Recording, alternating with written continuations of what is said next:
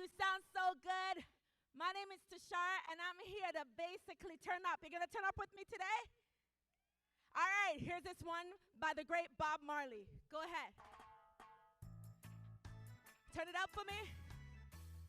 Hey. Woo! I hear a one clap. Let me hear you. Don't worry about a thing. Every little thing, it's gonna be alright. Come on. Don't worry about a thing. Every little thing, it's gonna be alright. Rise up this morning, smiling to the rising sun. Three little birds pitch by my doorstep and singing sweet songs on melodies pure and true.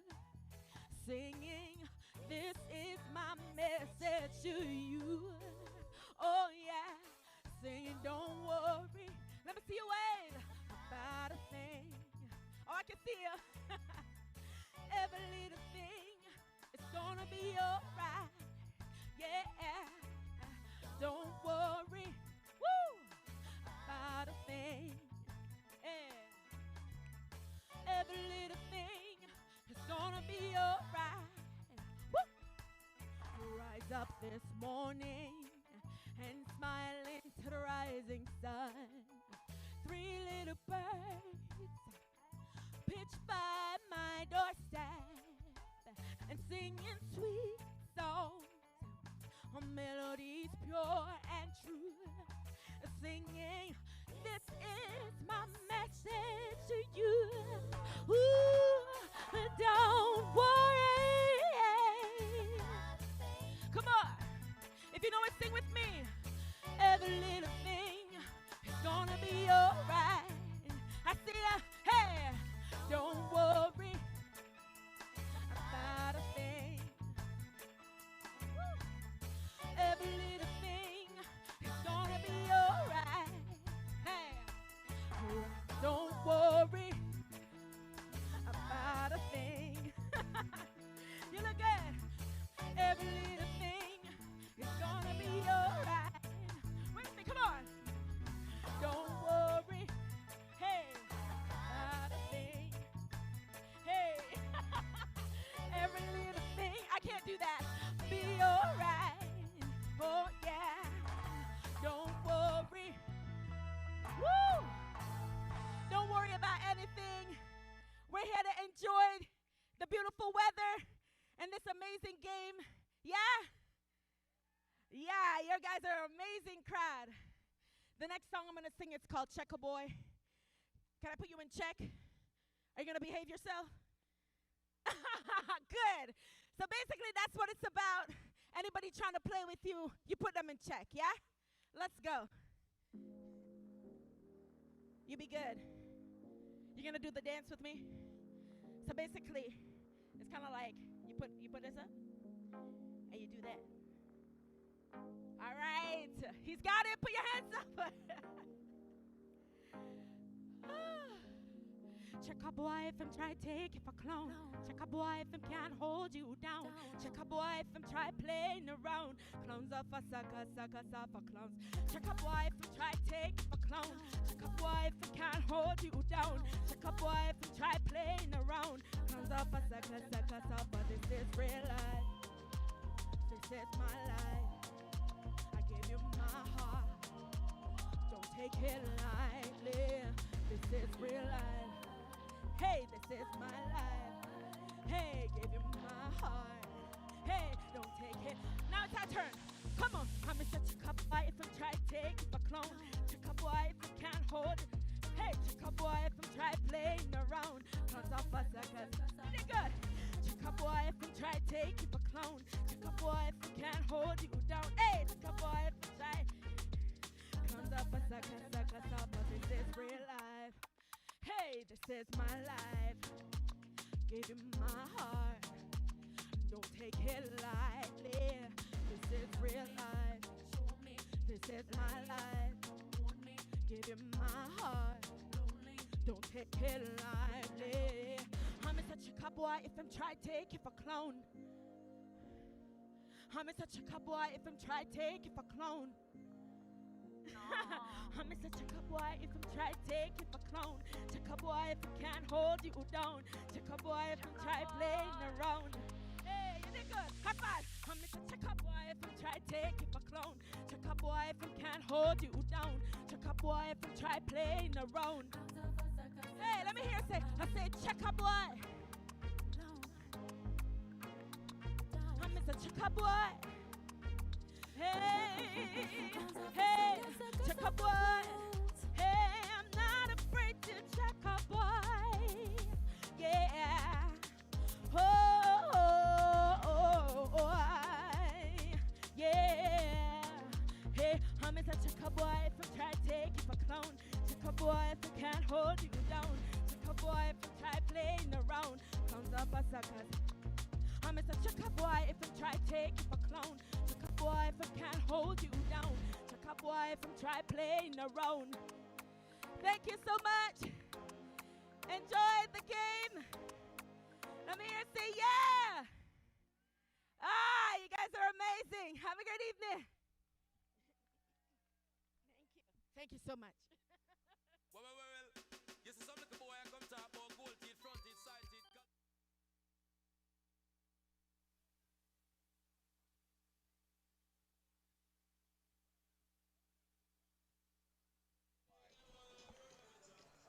Oh, beautiful stuff on the pregame entertainment. Welcome to Toronto Maple Leafs Baseball on YouTube. Thomas West here alongside Zach Benoit. The Toronto Maple Leafs and Chatham-Kent Barnstormers here on a Wednesday night at the Christie Pits. A beautiful day for baseball. And Zach, the Toronto Maple Leafs are just going to play a baseball game and try and get back in the win column. Yeah, going to just come out here and, play the game that they can. A lot of the players and a lot of the words have been, we still believe in one another. We still believe in this team. And it's the never give up attitude, and I think that's the right mindset to have coming into this one. Lots of positives to talk about for the Toronto Maple Leafs, whether it be milestones or the All-Star game. With more on that, here's Noam Striper. Thanks, Thomas. It's been a bit of a tough go as of late for the Leafs, but some good news coming on the offensive side of the ball. Jordan Castaldo was finally able to notch that 500th career RBI on a booming home run to center field last time out against the Hamilton Cardinals. Castaldo was selected to this year's All-Star team for the North in the IBL. One of the other Leafs All-Stars, Dan Marr, had a pretty solid night on Sunday in Hamilton. He got on base twice and came around to score 2 runs and also stole a base.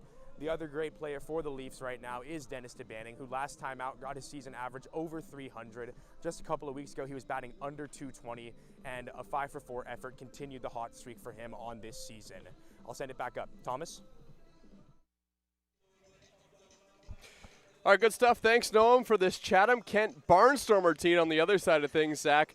Man, there's been a lot of runs scored. Whether they're winning or losing the game, a lot of the time the winning team has a whole boatload of runs, so we could be in for a high-scoring affair here today. Yeah, and this Chatham-Kent team, they've been scoring a lot of runs over the last 5. You can see it here. Runs 26, but against, that's what's been killer for them. It's the runs against. You see the last one against, or excuse me, I should say the first one there on the list. Hamilton Cardinals are 12-1. They go 12-1, 12-4. The lopsided victories. So for the side of Chatham-Kent, it'll be interesting to see how they come out here. We always talk about the factor of travel, whether they're coming to the away team or the away team is driving up to Chatham-Kent, how much that actually affects the outcomes of the game. Well, we'll see it for sure here tonight. Chatham-Kent definitely has as far to travel as anybody in the Inter-County Baseball League. Last time out against the London Majors, a little bit of a heartbreaker. They lost that game 2-1. But the one guy that did drive in the RBI was Spencer Marcus. And boy, has he ever been a bright spot. Not just this season for Chatham-Kent, not just lately, but really since the club was founded. The first member of the Chatham-Kent Barnstormers, Spencer Marcus, he's been on fire lately. And if Chatham-Kent wins today, there's a good possibility that Spencer Marcus is the reason that happened. Yeah, and he's been sensational, really. And the original signing of the Chatham-Kent Barnstormers, Spencer Marcus, he has just been such a good player for them over the 2 seasons. And like you said, he's red hot. 10 for his last 18 over the 4 games. And that .393 batting average is just something to just really, you just drop your jaw at when you see.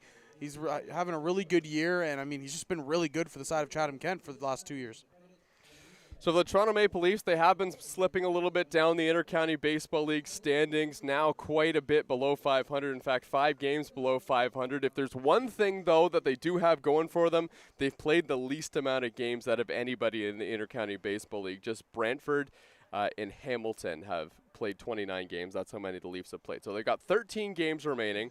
Getting to 500 might be a goal that you can reach. Getting home field advantage also might be a goal that you can reach. If the Chatham-Kent Barnstormers, you're certainly battling in that department. So a win today against the Maple Leafs would be a big one to try and gain on the Hamilton Cardinals and solidify home field advantage. But if you're Toronto Maple Leafs right now, what's the goal? I mean, obviously, it's got to start with a win tonight. Are you trying to get to 500? Is home field advantage something that's realistic for them?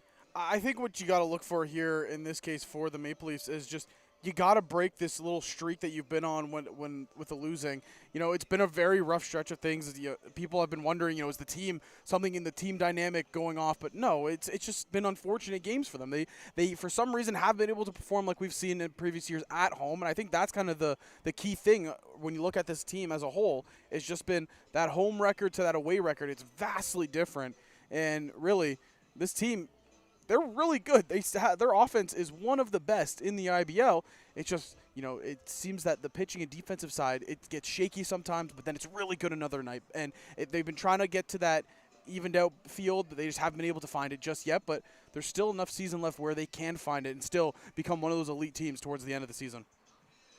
Yeah, this Chatham-Kent Barnstormer team trying to come in and take advantage of a Toronto Maple Leafs team that has been struggling of late. Let's take a look at the lineup for the Chatham-Kent Barnstormers today. And, you know, some hot hitters, some hitters that are hitting down the lineup that Franklin Hernandez and the Toronto Maple Leafs probably thinking that they can get out. But at the end of the day, it's all going to start with Spencer Marcus in the leadoff spot. He's been fantastic. So is Mitzi Fukuda, who's playing left field today. Ota is the catcher. Sadler Goodwin at shortstop. Seth Strong, who's come back to the Chatham-Kent Barnstormers, maybe hasn't had as hot a start as some might have thought after his unbelievable season that he had last year. But we know he's a powerful bat in the lineup for the Chatham-Kent Barnstormers, especially here at Christie Pitts. Followed by the 6th hitter is Robert Mackey today. He's playing second base. Owen Constantino, he's the DH, and then Trent Sillett at first base. Torrin Vaselnik for the Chatham-Kent Barnstormers, rounding things out in the 9th spot in the order for Chatham-Kent. And you know, this Barnstormers team must be looking at this Maple Leafs team today and thinking, you know, yes, it's been a long travel to get here, but certainly a chance to get back in the win column because they've lost 4 of their last 5 games as well. Yeah, and for the Maple Leafs, it's just been really big scores against and not a lot of runs scored on their side.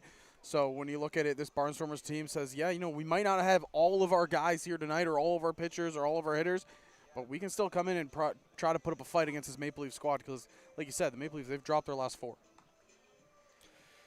Yeah, the Maple Leafs try to get back in the win column. Might as well take a look at the lineup for the Toronto Maple Leafs as well. A lot of the offense that they've had this season starting at the top of the order with Ryan Dos Santos, who's had a knack for getting on base this season. He's in left field today. He's also been bouncing around between left field and third base this season. John Javier, who's done the exact same thing. If you add in the catcher position in that as well, he's batting second, playing right field. And then Jordan Castaldo, who's coming off his 500th career RBI in the Intercounty Baseball League. That happened last game.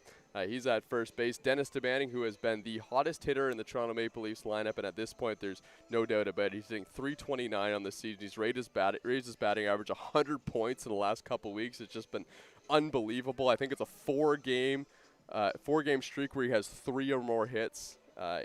Needless to say, he's on fire. Justin Mara, he's batting 5th, doing the catching today. Mike Cicchetto, who the Maple Leafs got back in the lineup last game, he also got his first hit back. Had a really good BP round today. I was standing out in the outfield. Mike Cicchetto was ripping them over the fence. He's the DH. Dan Mara at second base, batting 7th. Zach Lamprey getting the start. He's at third base. And Spencer Ross is the shortstop. We'll take a quick break now for the national anthems here at Christie Pitts.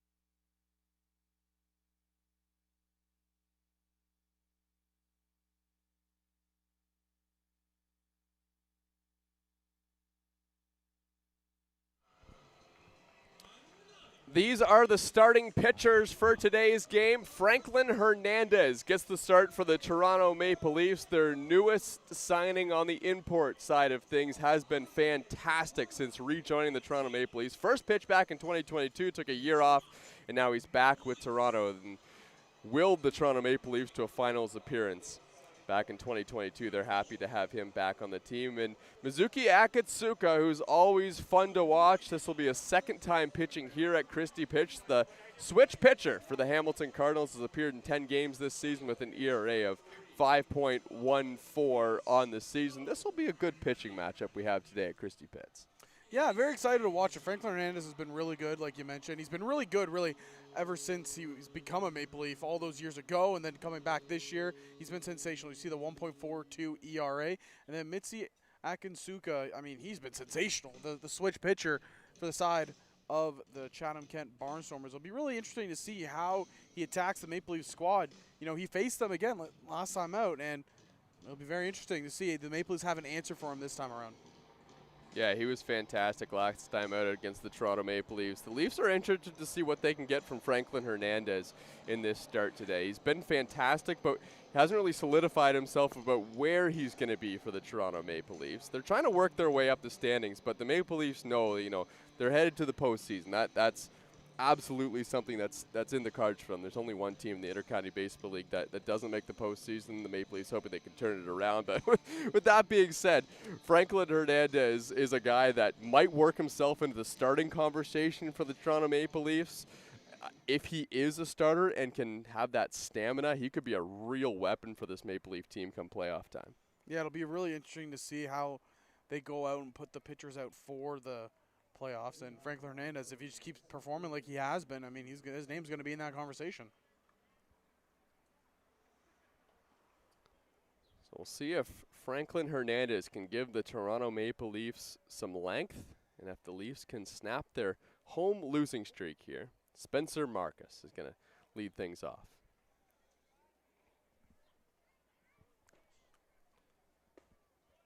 Franklin's first pitch in there for a strike, 0-1.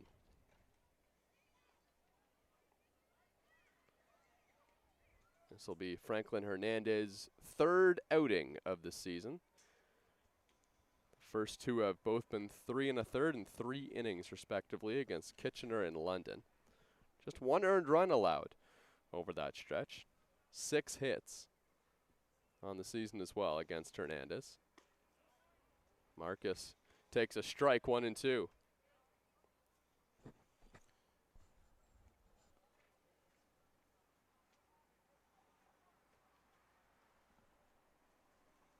Swing and a miss, strike 3. Good start for Franklin Hernandez and the Toronto Maple Leafs as he gets one of the hottest hitters in the Intercounty Baseball League, Spencer Marcus. Left fielder number 45, Mitsuki Fukuda.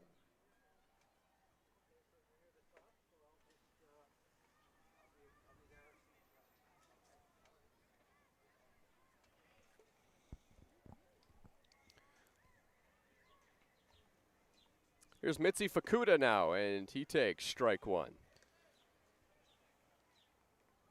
Mitzi Fukuda also has been fantastic this year for the Chatham-Kent Barnstormers, hitting .351 on the season. 18 walks as well. It's only 11 strikeouts, so he puts up good at-bats really majority of the time. And, again, it's another really good hitter in this Chatham-Kent Barnstormers lineup. He's got an on-base percentage of .458 on the season. Mitzi Fukuda fouls this pitch off. One of the lowest strikeout totals per at-bat in the league this year as well. 97 at-bats, 11 strikeouts. Tough out. Franklin trying to get him now. The 1-2 upstairs.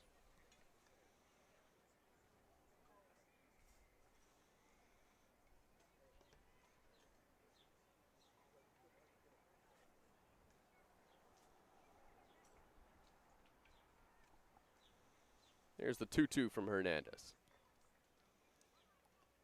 Fukuda takes in the dirt.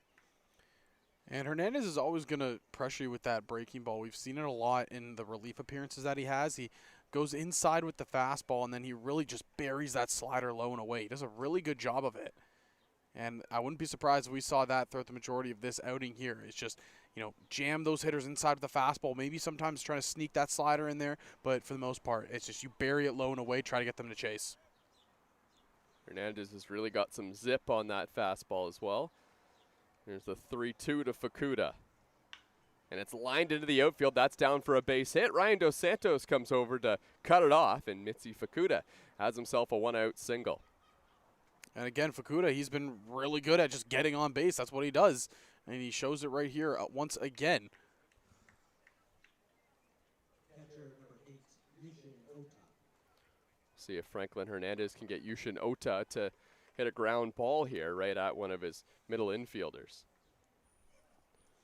The one tool that Hernandez really has in the tool case is that he can strike people out. 10 of them in the 6 innings he's pitched this year. It's a good breaking ball to Ota, and it's 0-1. Yushin Ota is hitting .279 on the season for the Barnstormers. There's a check on the runner Fukuda at first base.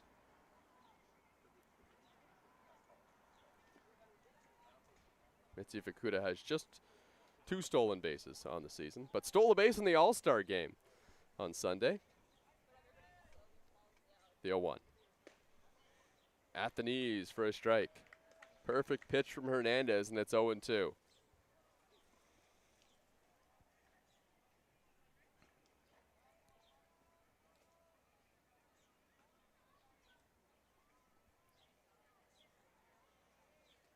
The 0-2 pitch upstairs. Man, that fastball, it just gets on you so quickly. It just pops out of his hand so fast, and very interesting to see, how many times these hitters are going to be able to time that up. Franklin Hernandez can get into the mid-90s with that good fastball. Another check on Fukuda at first base. Boy, that stolen base in the All-Star game is really making Franklin Hernandez take notice of Mitzi Fukuda over there. The 1-2, and it's down the line. That's a fair ball. Ota reached out and just got a piece of it, and he's going to slide into second base, and he's got himself a double. Oh, what a piece of hitting there. That was just a perfect pitch by Franklin Hernandez, and Yushin Ota snuck it down the line. Yeah, and that was just out of the reach of Lamprey. I mean, perfectly placed in between that third base line. And it's just a beautiful swing of just cutting your swing down and just chopping it the other way. That's taking the ball where it's coming from, and you shorten your swing up, and sometimes you get good results. Zach Lamprey with Ota being a left-handed hitter was played well off the base, and he was able to just roll that one down the third baseline. 2 in scoring position here for Sadler Goodwin, and he pops this one up. This is not going to be deep enough to score the runner. Spencer Ross is out. He makes the catch, and now there's 2 away.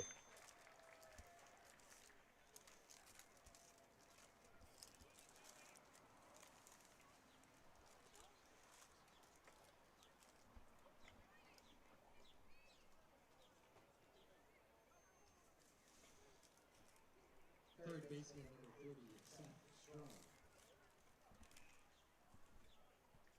That will end the top of the first inning. Boy, Seth Strong put a charge in that one, but just missed a home run, and Franklin Hernandez will get out of the first inning and escape some trouble as well. 0-0, Chatham-Kent Barnstormers and Toronto Maple Leafs as we head to the bottom of the first.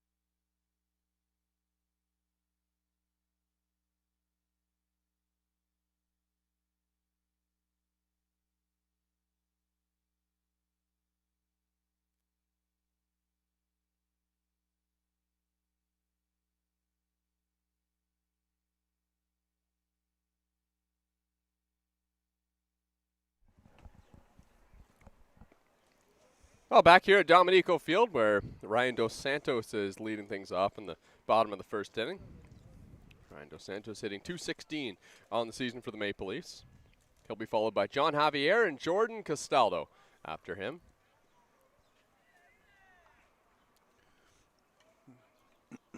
And, you know, Dos Santos will be the first one to tell you that his batting average on the year, it's not where he wants it to be right now. Huh. That's a new way of walking for Ryan Dos Santos. How many hit by pitches has he had? I don't think it's been that many. I don't know. That doesn't count towards the walk total, unfortunately. But Dos Santos will be okay with it. That was a breaking ball from Akatsuka. He's all right. He'll head down to first base, and the Leafs have the leadoff hitter on here in the first.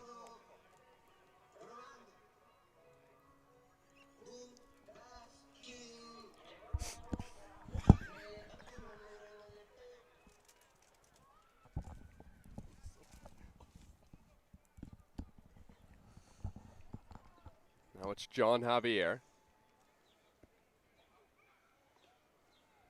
He takes a first pitch strike. Didn't like the call, but traditionally, John Javier has swung first pitch almost every single time. Teams in the league are starting to catch on to it a little bit, and John Javier is starting to take the first pitch now. And Akatsuka gave him a breaking ball in the first pitch. Now he hits one hard on the ground to third. Strong has it go off his glove, but luckily for Chatham-Kent, he was in foul territory.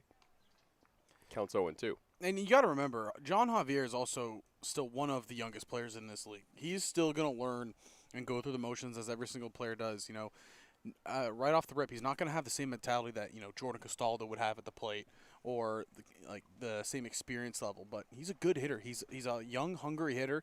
Goes up there and he's learning. Every game, it's a learning experience for him. The 0-2. Low.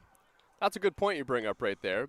Look at the Maple Leafs lineup construction. You've got Ryan Dos Santos, who is a stingy hitter. He only hits the pitches that he likes, and he walks a ton. Then you've got the guy who swings at everything in John Javier. And then you've got another guy, just like Ryan Dos Santos, in Jordan Castaldo after him, who's also very disciplined at the plate. This one's chopped foul by Javier. And then who do you have after Castaldo? A guy who's been tearing the cover off the baseball in Dennis DeBanning. Yeah. This is a lot of on base followed by guys that can drive them in. It's a good lineup, and we've said it throughout the entirety of the year. This team puts up runs. It's just been the other side of the ball, you know, defense and pitching of just what day is it going to be? Is it going to be a day where the pitching and the defense are elite or not? That pitch just missed. John Javier took it outside. I think the biggest part about this Maple Leafs team as well is they've understood the struggles they've had defensively. You know, they've said to themselves, hey, we'll hold ourselves accountable for it. We need to be better. We saw them do their infield work, and that helped them mightily as well. So they understand the steps they need to take, and I think this team is just right on the cusp of really breaking out. Here's the 2-2 from Akatsuka. Swing and a miss, strike three. John Javier goes down, and here comes Jordan Castaldo.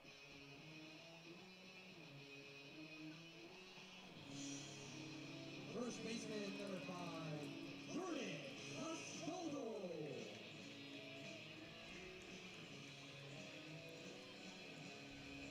Well, Jordan Castaldo coming off a historic night in his last game, getting his 500th career RBI.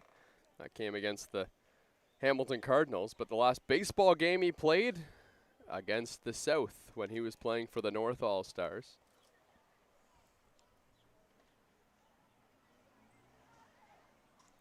Ryan Dos Santos goes. Castaldo swings at the first pitch. Throw down, not in time. Dos Santos slides under the tag.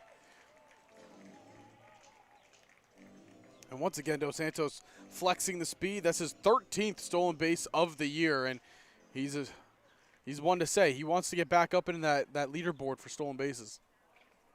This was something new as well that we haven't seen much this season. Some hit and run by the Toronto Maple Leafs with Jordan Castaldo at the plate. That was obviously a hit and run. Unfortunately, Castaldo just didn't get a pitch in the strike zone, but he had to swing at it. Luckily, the speed of Ryan Dos Santos was able to beat it out. The Chatham-Kent Barnstormers, by the way, were not happy with that call.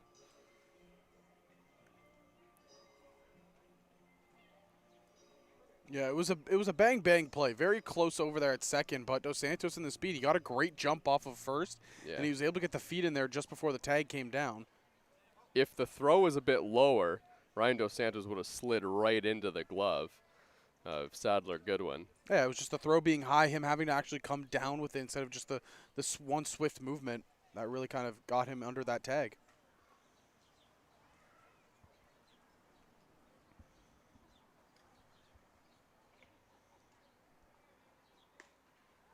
Castaldo takes just outside.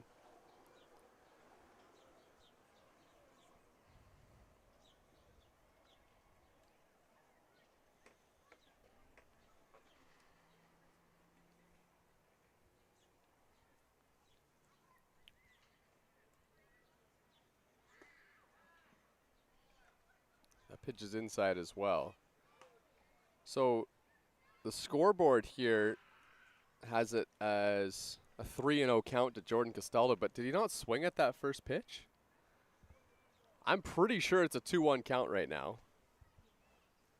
I think that's just a mistake on the in-arena scoreboard as Castaldo hits this one on the ground. This one's to first base.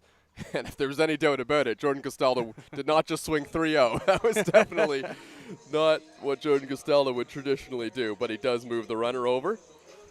Now there's a runner on third base with 2 outs in the inning. No, you have the right guy at the plate in Dennis DeBanning.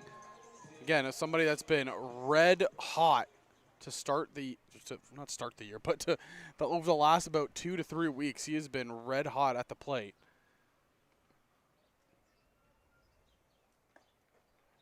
Takes a first pitch strike. It was a breaking ball.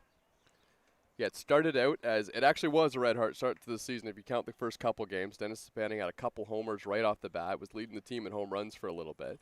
That time he was just kind of thinking of spraying the ball the other way. Now he's just taking whatever the pitcher gives him, and he's doing quite well with it. This time he smashes one deep to left field. Get a ball. That one is gone. Dennis DeBanning, a 2-run home run as he stays red hot. Yeah, make sure you touch that first base, Dennis DeBanning. Make sure that second run counts. It's 2-0 Toronto Maple Leafs. Well, you said he's taking what the pitcher has given him. That's exactly what he did right there. It was an inside breaking ball, and he just torched it to the deepest part of Dominico Field. And we said it, the right guy at the plate with the runner in scoring position, DeBanning, did not miss. He did miss first base, though. He did miss first base, but he made sure to go back and hit it. That is some heads-up baseball out of Mr. DeBanning. Yeah, slapped the base with his hand, and then I was really watching as he went around the base pass to see if he touched all the other bases. He Five made home sure runs. not to miss the other two. 5 home runs on the season now for Dennis DeBanning, and he continues to give the Maple Leafs life. This time he gives them the lead. Justin Mara takes just outside. Yeah, that ball was to dead center field. The ball is really carrying today. It definitely had enough life. It landed about maybe 15, 20 feet past the center field fence. Akatsuka throws a slow breaking ball there to Justin Mara. Had him fooled, and the count's 1-1.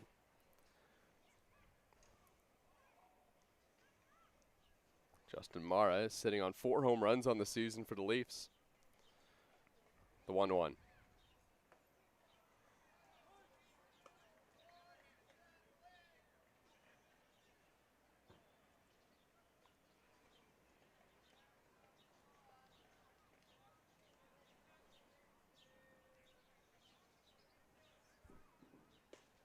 There's a swing and a miss by Justin Mara. He strikes out, but the big swing from Dennis DeBanning as he cashes in the first 2 for the Toronto Maple Leafs on the home run. 2-0 Toronto as we head to the second.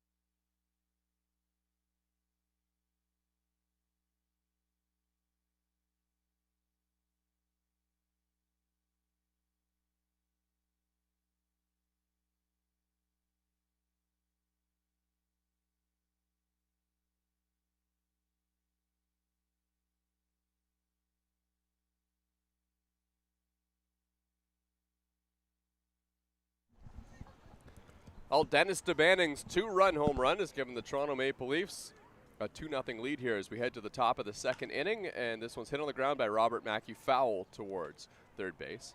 Zach, what did you notice about Akatsuka in that inning? Well, he started off the game pitching lefty, and we know that he's a switch pitcher, and we've seen him multiple times. But he started that game off pitching lefty to Dos Santos. He hit Dos Santos with that breaking ball, and then, you know, he switched to righty to face Javier. He and you know, we expected that. He's going to keep switching back and forth. But then when Castaldo came up, he stayed righty. And then we thought for a second, oh, maybe he liked the matchup better that way. Mara came up, he stayed righty again. So it might just be after hitting Dos Santos, the leadoff man, he just did not feel comfortable. Franklin Hernandez gets the strikeout of Robert Mackey. Does it on 3 pitches. That's how the top of the second inning starts. So after the hit by pitch, didn't throw pitch left-handed again.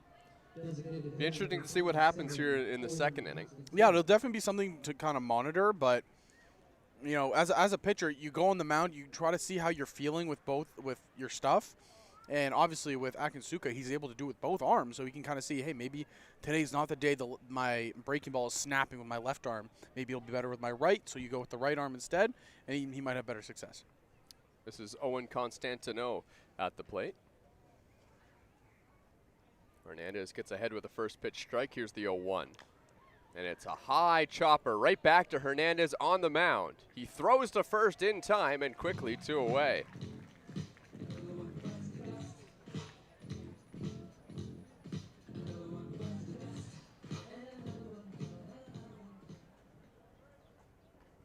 First baseman number 20, Trent Sillett. Now Trent Sillett comes to the plate. One of the younger players on this Barnstormer team, a 2003 born player out of London, Ontario.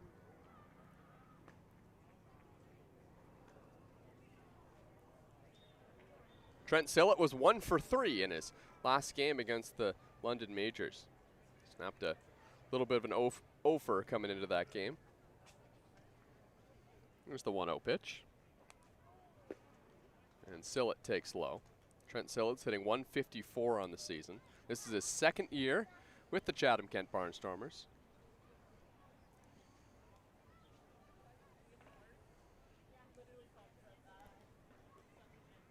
The 0-2. That one's just outside. So some big insight from our graphics guy, Gus. He was just letting us know that last time versus the Leafs, Akatsuka only threw lefty for an inning and a half, and the rest of the time he was tossing righty, and that Akatsuka is a natural right-handed pitcher before he learned how to switch, become lefty and righty. Yeah. Yeah, I remember that. That put a pin in our whole argument about how many pitches can you throw as a switch pitcher if you're using both hands. 3-1 now to Sillett. Fouled off. Well, Trent Sillett had a huge swing at that one, and now it's 3-2 as Franklin Hernandez has battled back in the count. This would be a good out to get here for Hernandez. This is the number 8 hitter, and then you'd have 9-1-2 coming up next inning if you can get Trent Sillett right here. The 3-2. And Sillett hits this ball well to left field, and it's just out of the reach of Dos Santos. It bounces up against the wall.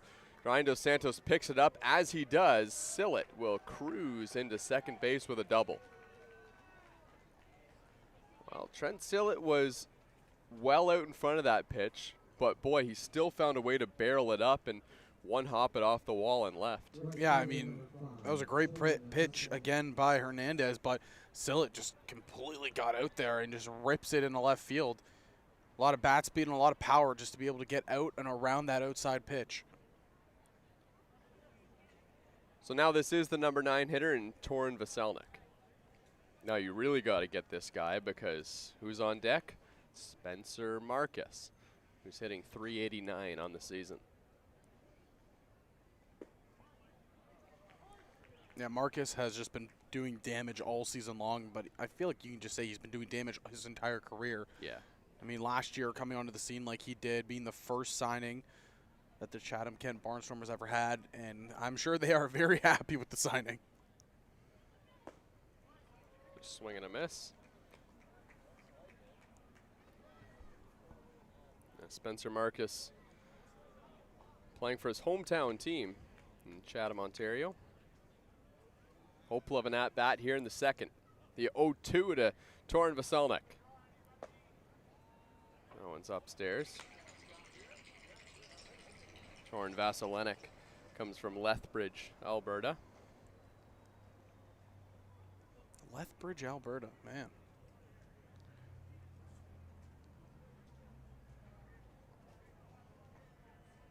Now the 1-2.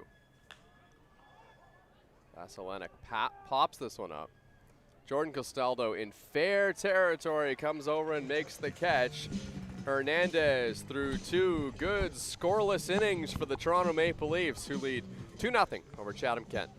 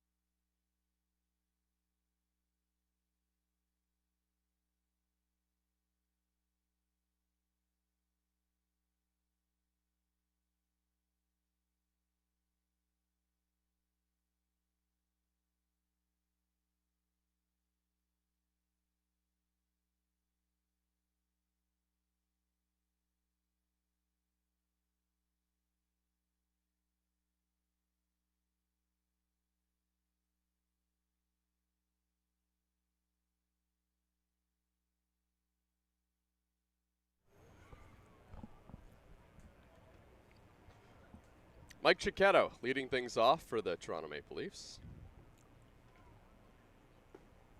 He takes strike 1.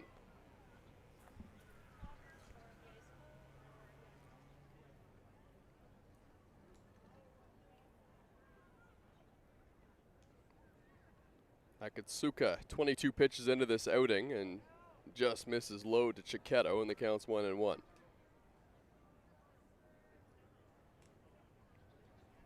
You got to think how good it feels for Mike Cicchetto to finally be back playing baseball. You know, started the season off, he was looking really excited just to be back with the Maple Leafs after what he did last year. And then a freak injury happens. You know, you're running down the first baseline, you step on first and you tweak something in your knee, and he's been out for multiple months. But it's just nice to see him finally back wearing the Leafs logo across the chest.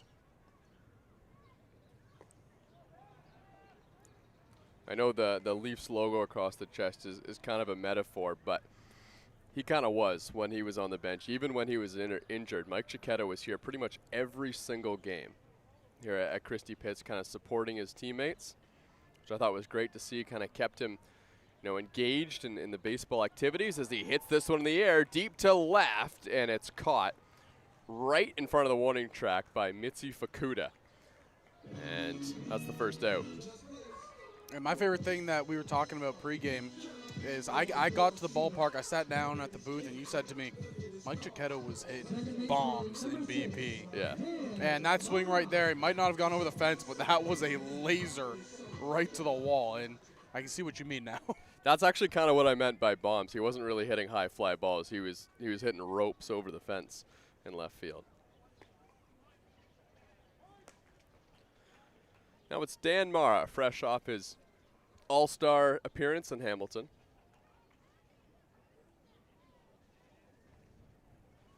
Here's the 0-1. Dan Mara had a productive day in the all-star game, was hit by a pitch, walked, stole a base, and came in to score both times he was on base. That's the Dan Morrow we know and love. Yeah. The 1-1.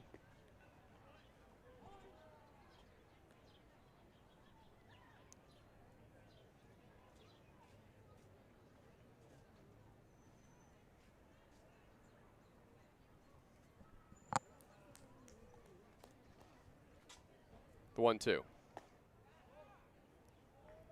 Just missed outside.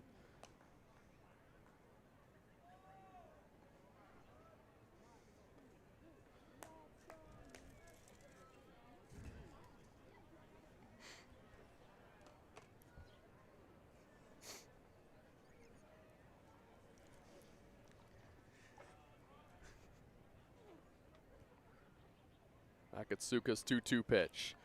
Chopped on the ground. This one's to short. Long throw to first, way offline. Sadler Goodwin was really going to have to uncork that one to get Dan Mara running down the first baseline. No harm done. He stays at first. Yeah, he got a lot of power behind the throw. It was just he got underneath it, so it allowed it to sail. And when that happens, as a first baseman, there's nothing you can do. You just kind of have to let it watch it go over your head. Have to see what they score that play. It was definitely going to be a close play at first base.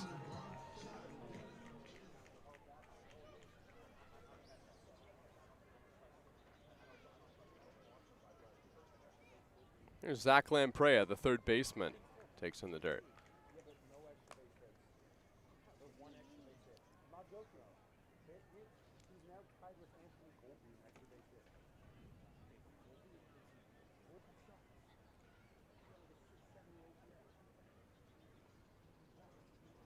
The 1-0 fouled off.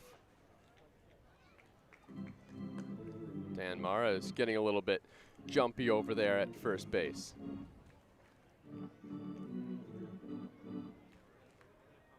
This will be the 27th at-bat of the season for Zach Lamprey.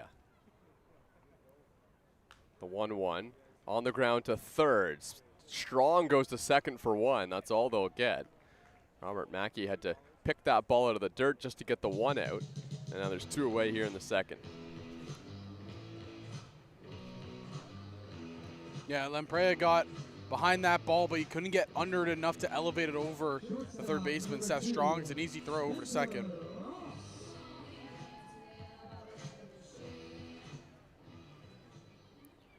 Well, here's Spencer Ross hitting out of the number 9 spot for the Maple Leafs.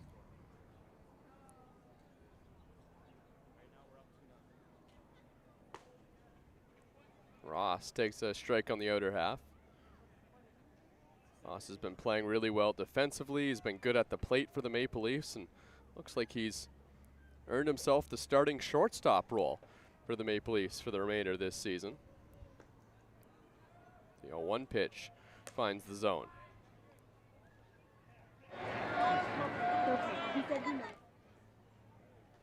Spencer Ross trying to get on base and see if he can't get Ryan Dos Santos to the plate, who's on deck.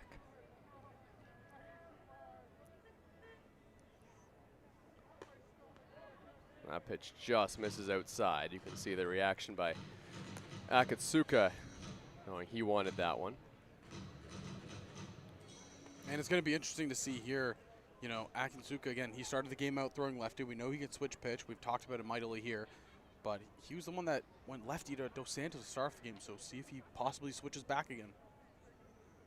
The 1-2, chopped on the ground, foul. Oh, and bounces over the screen down the first baseline.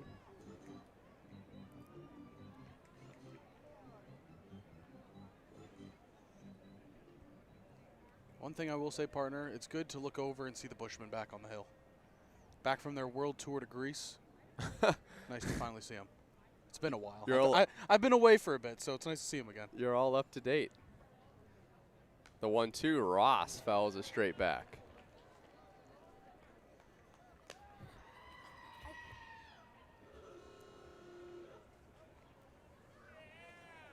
You know, they came back as I took a little bit of time off, so now it's nice to see them back while I'm here. Right. You know? If they get a win today, you're stuck here.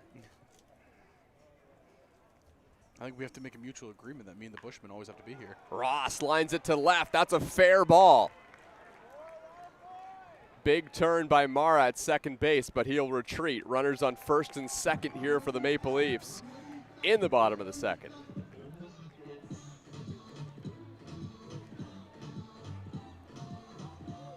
I should say Zach Lamprey, the runner over there at second base, as he grounded into the fielder's choice earlier on. So Spencer Ross does find a way to get Ryan Dos Santos to the plate. It's a nice knock for Spencer Ross. Was hitless in his last 3. He was still getting on base a lot over that stretch, but that'll be a good feeling for him. Dos Santos swings and misses at that pitch from Akatsuka. So this was the question. Would he switch back to go left-handed against Ryan Dos Santos? The answer is no. He's going to continue being a righty. The 0-1. Ryan Dos Santos hits it hard on the ground to first base. Oh, how about Trent Sillett as he picks that one up and he touches the bag himself. It was a loud out, but an out nonetheless for Akatsuka as he escapes a bit of a jam in the bottom of the second inning. To the third we go in Toronto.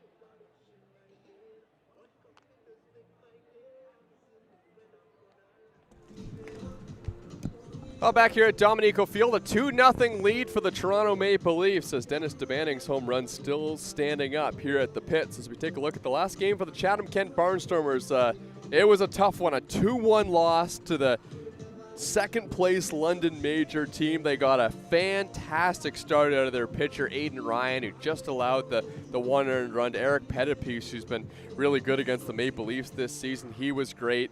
And, you know, this is a Barnstormer team that was kind of trying to turn their fortunes around, trying to win 2 games in a row, and they just about did it against a tough opponent. Yeah, and I mean, that's just a really good game and just an unfortunate loss for the Barnstormers. They've been playing a really good brand of baseball all year long. And Spencer Marcus, another big game, 3 for 4 right there, like you saw. But really a nail-biter against another really good team in the league, in the London Majors, who are playing a fantastic brand of baseball this year.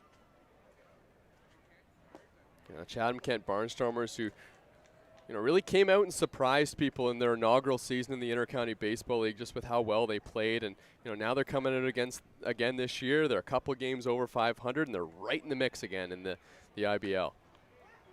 This ball is popped straight up. Justin Mara will give it a look, but that one bounces pretty well out of play.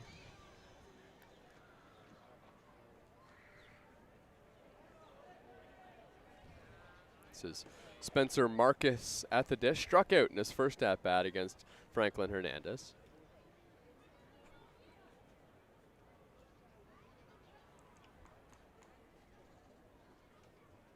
The 0-2.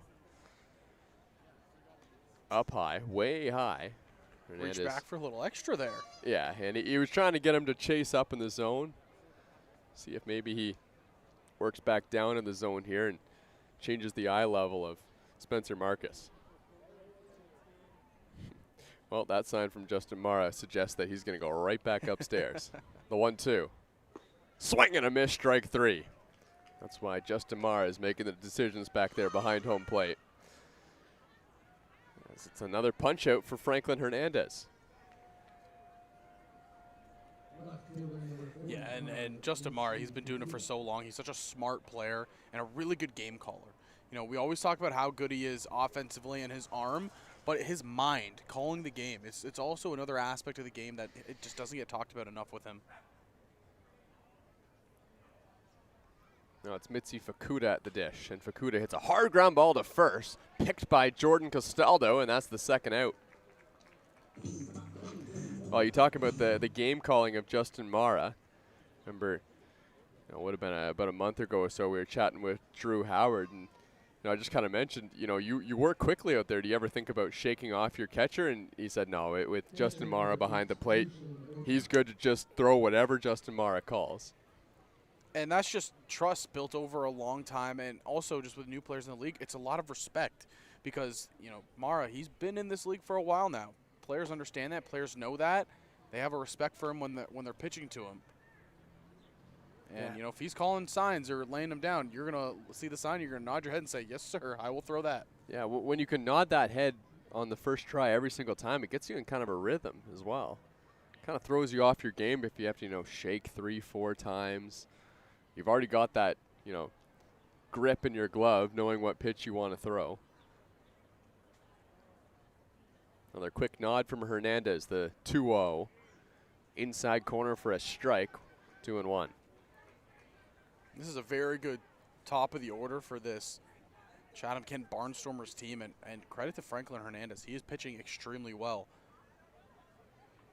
2 quick outs to the number 1 and 2 hitters. Oh, he misses with that one, and it's 3-1. This is the number 3 hitter, Yushin Ota. Ota had that double down that left field line last time where he just shortened up his swing perfectly, tucked it right beside the line in Lamprey. This one's popped up on the infield. This is Zach Lamprey coming in to play the baseball, and he makes the running catch to end the inning. I don't know if you saw that, Zach, there, but Zach Lamprey was shaded towards the line a lot more. Really helped him make that catch on the pop-up shallow on the infield. 2-0 Toronto Maple Leafs as we head to the bottom of the third inning.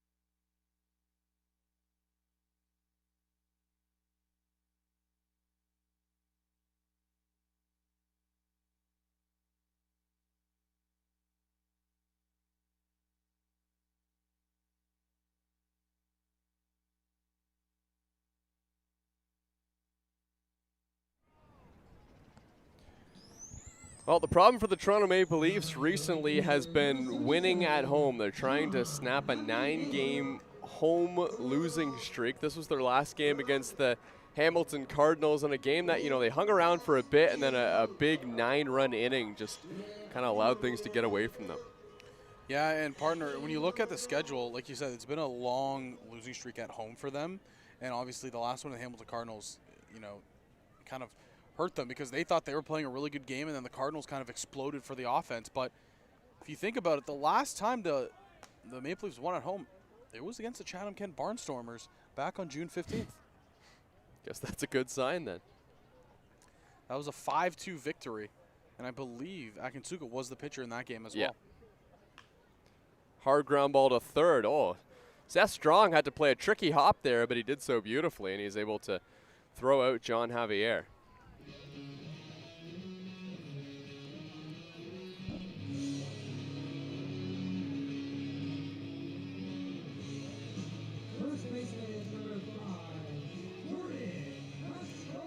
It's going to bring Jordan Castaldo to the plate, who's 0 for 1 today. On deck is Dennis DeBanning, so get on base for this guy. Continues to stay red hot at the plate. You know, talking to Mike Giacchetto, who's good buddies with Dennis DeBanning, that, you know, they played baseball together since they were very young, and he said when Dennis DeBanning gets hot, he's the hottest hitter he's ever seen. And boy, isn't that true, eh, Zach? Oh, yeah. Just get on base for number 19, because everything he's seeing right now, it is a beach ball. Yeah, it's not just singles, too. He's got a lot of extra base hits, whether it be home runs or he's finding a gap, taking the ball the other way. The 1-0 to Castaldo. He takes. That pitch just missed from Akatsuka, so Jordan Castaldo finds himself in a comfortable count here, 2-0. Jordan Castaldo kind of got thrown off his rhythm in his last at-bat because he had to swing at the first pitch.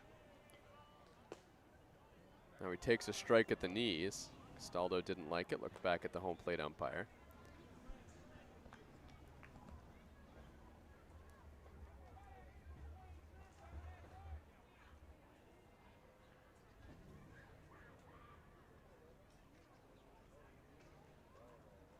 Two on one now on Castaldo.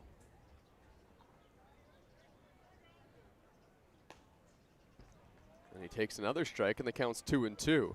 Well, Akatsuka located 2 pitches perfectly. And now Castaldo will have to defend.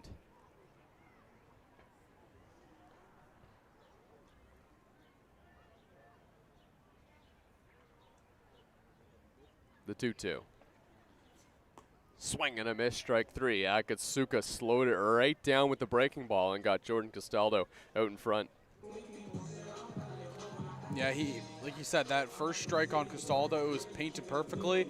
The second one, he was not afraid. He went right after him with the fastball. And then Castaldo, he was wound up for the fastball, and he got him on his front foot with that breaking ball. Well, this is exactly the situation that Chatham-Kent wants to see, with Dennis DeBanning coming to the plate. Nobody on base here. 2 outs in the 3rd inning, as the first pitch is low and in the dirt to DeBanning.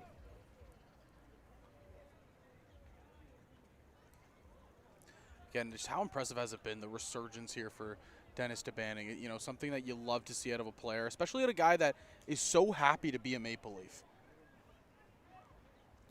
The 1-0 pitch. That one's in there for a strike. Dennis DeBanning has raised the batting average to .338 on the season. The question now is, when is it going to stop rising? Man, he's getting right up there. The 1-1. DeBanning gets into another ball. This one's hit well to right field. That's off the top of the wall. Dennis DeBanning puts on the brakes. Now he's heading for 2, and he's going to be thrown out.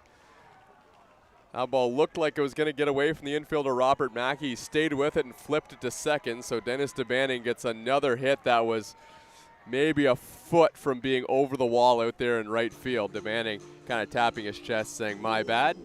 Yeah, I was going to say the same thing. You know, that ball got away from the second baseman. DeBanning thought it would bounce further, tried to take second, and like you mentioned, tapped his chest saying, "My bad, boys, that one's on me."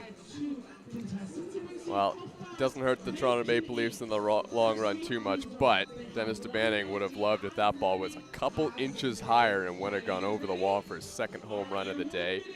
Instead, the inning ends, but the Toronto Maple Leafs still lead 2-0.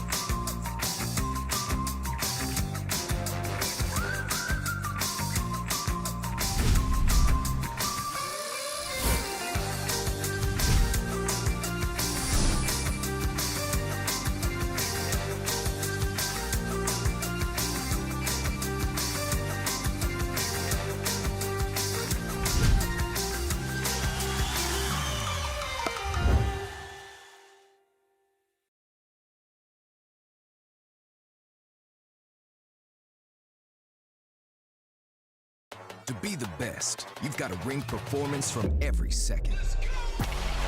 The game is getting faster every season. So Rawlings made the time machine.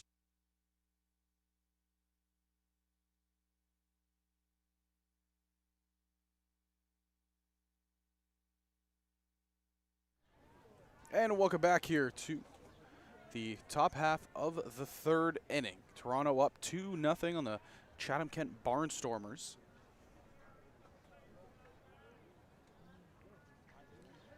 This one grounded to shortstop, taken on the backhand by Ross. Cross diamond throwing time. And one pitch, one out. That was Sadler Goodwin right there, ripping a ball to the shortstop, Ross.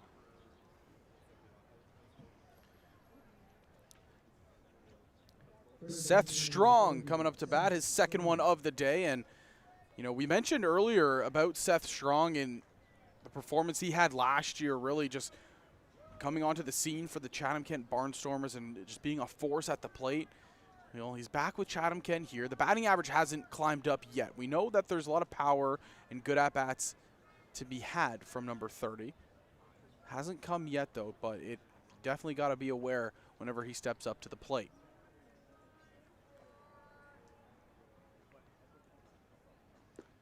Hernandez gets that one in there. Count evened up here, 1-1.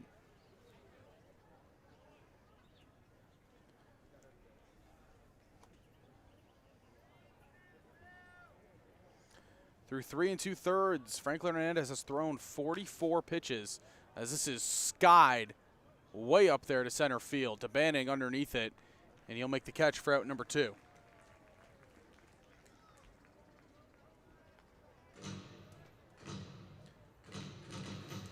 We had the question pregame, you know, could we see Franklin Hernandez possibly carve his name into that starter's role for the later half of the season, possibly in a playoff series? And it looks like he's doing that.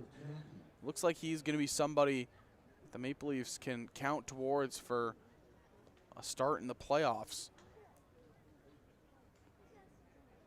Ground ball hit to third, pass to diving Lamprey. It's a 2-out base hit here for Robert Mackey.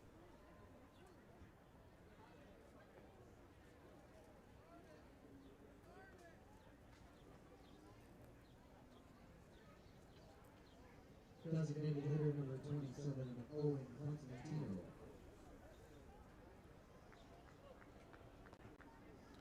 Owen Constantino. He comes up here, his second at-bat. 0 for 1 on the day. Watch the first one go by here for strike 1.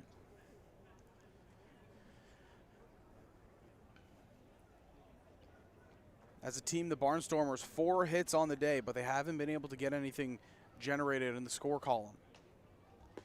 Constantino, big cut there, strike 2. Hernandez working quickly.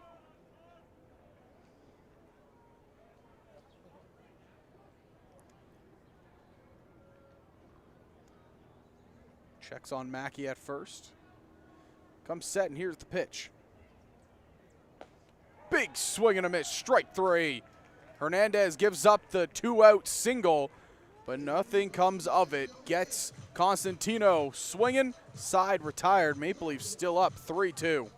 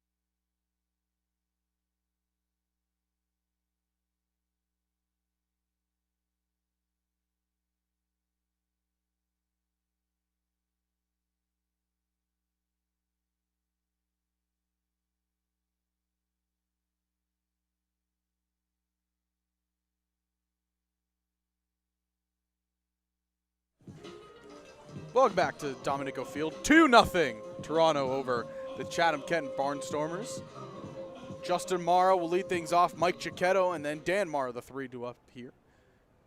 On the day, Justin 0 for 1 with a strikeout, but Justin Mara, he's slowly beginning to turn his season around. We saw a couple games ago where he was starting to get locked in, and when you know Mara's hitting well, he's pulling everything, and he looks really, really good with power. This time it's popped up, and Seth Strong, ooh, makes the catch. Looked a little bit awkward, and he gives a little bit of a kiss to the Bushman.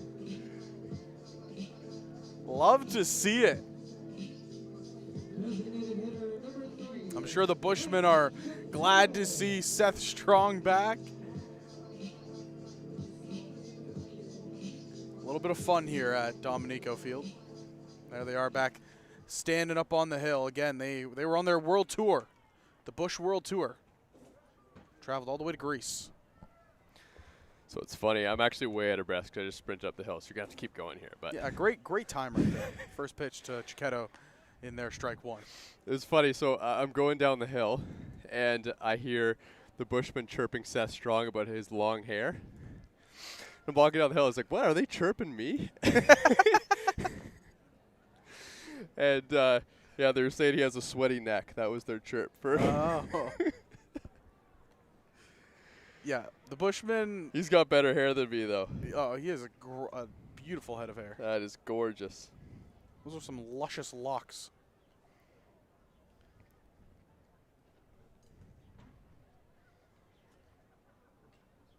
Here's the 1-1 to Chiquetto as he swings and misses. Actually, that was strike 3 as Mike Chiquetto goes down.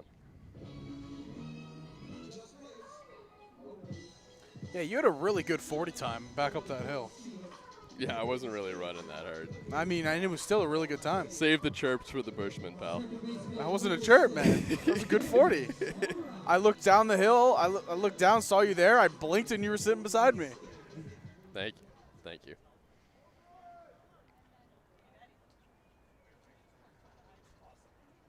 Here's Dan Mara now. The other thing I noticed, I might as well just offload some insight since I made the trip down there. That ground ball to Spencer Ross at shortstop too, man, was that ever hit hard. Oh, yeah. You got to have some confidence to get out and pick that baseball. Beautiful backhanded pick, for sure. The 1-0 to Dan Mara is in the dirt. That one rolls to the backstop. Dan Mara is 0 for 1 today.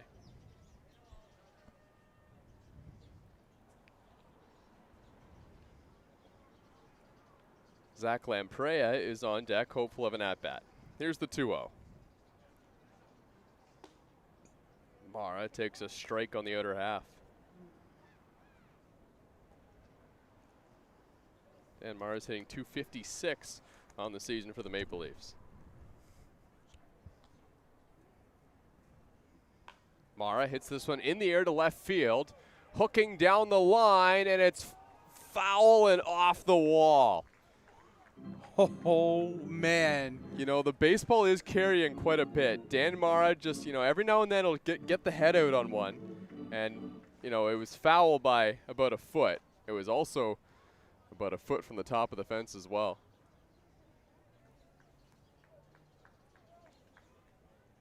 Well, we did see Dan Mara show some power early on in the season.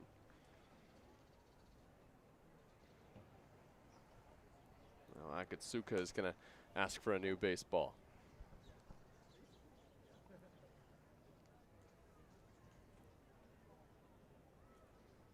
All right, trying to avoid Akatsuka's 1-2-3 inning attempt. The 2-2. Lined right back to Akatsuka. That's the way to do it. Right into the glove. He said, look what I got. Big smile on his way back to the dugout as well. It is a 1-2-3 inning for Akatsuka. A 2-0 lead for Toronto.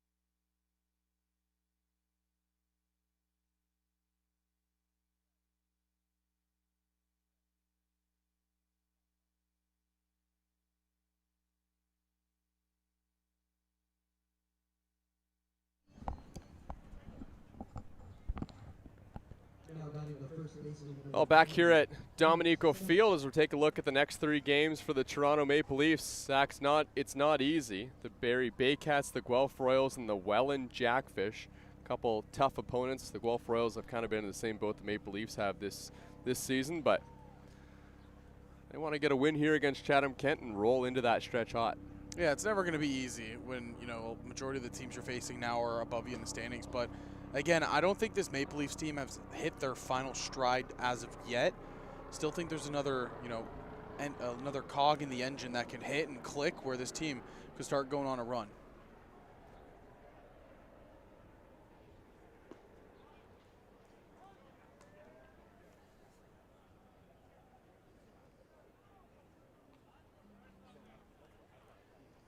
Now Trent Sillett leading things off for the Barnstormers. Followed by Torin Vasilinek, the number 9 hitter. Sillett pops this one up. Oh, this could be in a trouble area. Out goes Spencer Ross, and he's able to haul it in. That's the first out. And you see Ross makes the play, and Dos Santos and DeBannon walk up to him and say, man, why'd you call it earlier? Ran all that way for that. I'm not sure anyone else had a play. That was kind of in no man's land, and Ross was just the guy that got there first. You know, obviously you give priority to the center fielder because he has a, you know, an easier play coming in on that ball, or maybe to Dos Santos, the left fielder. But Ross was the only one that was going to have a chance at that. Vasilinek takes inside, ball 1. Torin Vasilinek is 0 for 1 today, hitting .138 on the season. He swings through the 1-0 pitch. Vasilinek, that was a mighty cut. Torin Vasilinek has 2 home runs on the season and the 57 at-bats that he's got.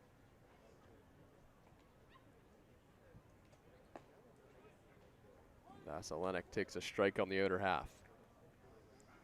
And while you were sprinting down the hill, just mentioning, you know, Franklin Hernandez coming into the start, it was the question of, you know, can he play himself into a starting role down the stretch? That'll work. Goes upstairs with the fastball on Vasilinek, gets the strikeout. Here comes the tough part of the order. Go ahead, Zach. Yeah, just to finish that point, it's just, you know, can he play himself into a starting role or down the stretch or even possibly in the playoffs? And, you know, really today he's shown why he can be a dominant pitcher here for the Maple Leafs. He's just looked so good executing all quadrants of the zone and just executing his pitches really, really well. Yeah, and executing fastballs there to the bottom of the order. I think it was a fastball that he got Sillett out on the pop out. Went upstairs with the fastball there on Vasilinek. You know, these are the 8-9 hitters in the order. There's 100 hitters in the bottom 3 for the Chatham-Kent Barnstormers. Statistically, easily the best part of their lineup is right here with Marcus, Fukuda, and Ota. So you got to get those hitters in the bottom of the lineup and make sure they're not on base when you're facing guys like Spencer Marcus. Way to do that, just throw them strikes. Oh, yeah. The 0-2, outside.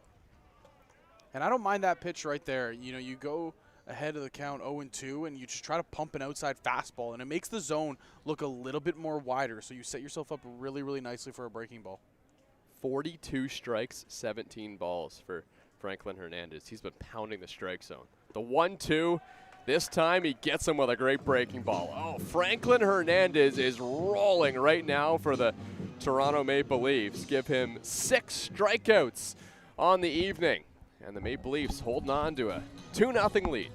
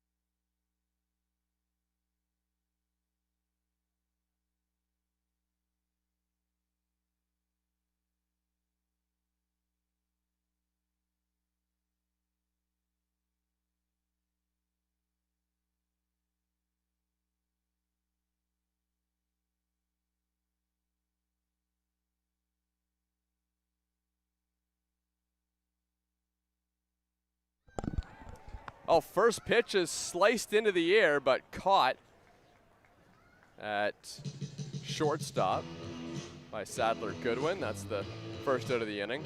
That was Zach Lamprey leading things off and going after the first pitch there from Akatsuka.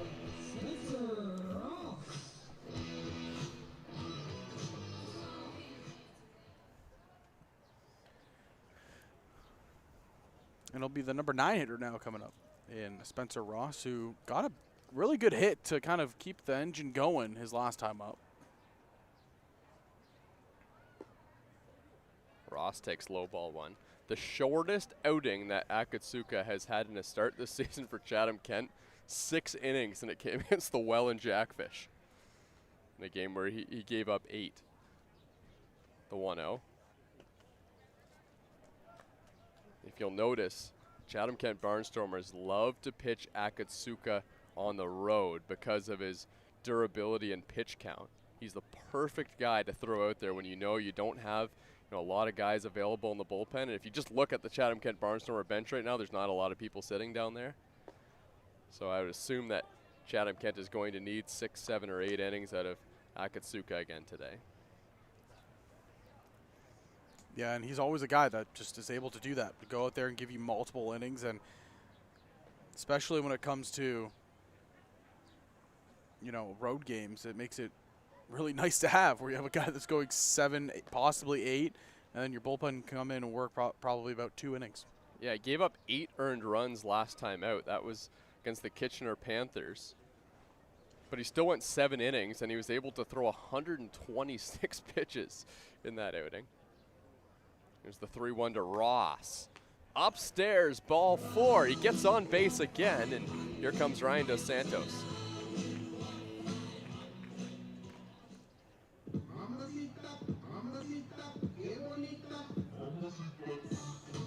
Left fielder number 8, Ryan Dos Santos.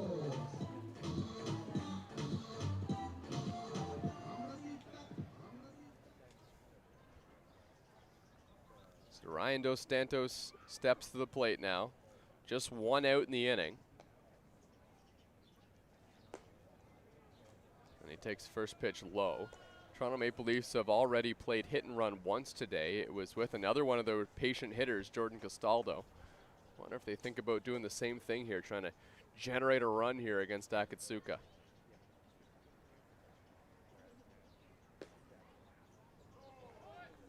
Pitch on the outer half taken. With most starting pitchers, you think, well, probably want to run the pitch count up of the starting pitcher, get into the bullpen. The 1-1 pitch. Dos Santos hits this ball to center field and deep, and it is gone! Ryan Dos Santos leaves the yard to dead center field and doubles the Maple Leafs lead. And I was going to say, as you were talking, that Dos Santos, he ripped a ball to the first baseman his last time up. He got every piece of it. It's just been the trend of his season, getting unlucky with his placements. That time, luck doesn't need it. He takes it over the wall to dead center field. Boy, that ball didn't have a lot of height on it either. He just smashed it. Was able to get it over the wall, and he kind of squeaked it in that corner in center field right to the left of the high fence. Right past that Jordan Castaldo banner out there in center. That right there was him saying, I'm angry for having the average be around a 200 when he knows, and he personally feels that he should be hitting around 290 to 300. So I was about a pitch behind on the point I was trying to make before, which, guys like Castaldo and Dos Santos taking a lot of pitches isn't really an asset when Akatsuka is going to go 130 pitches into the game. Like, he's going to go 7, 8 innings no matter what, so you might as well swing away. But obviously, no one will believe me. Well, it just looks like Dos Santos read your mind. He might have. He just knew what you were going to say. Man of the people. Dos Santos does not need anyone to tell him to swing the bat. Loves to go after pitches, but behind in the count 0-2 here. Well, that was a pretty good take. Akatsuka just missed low.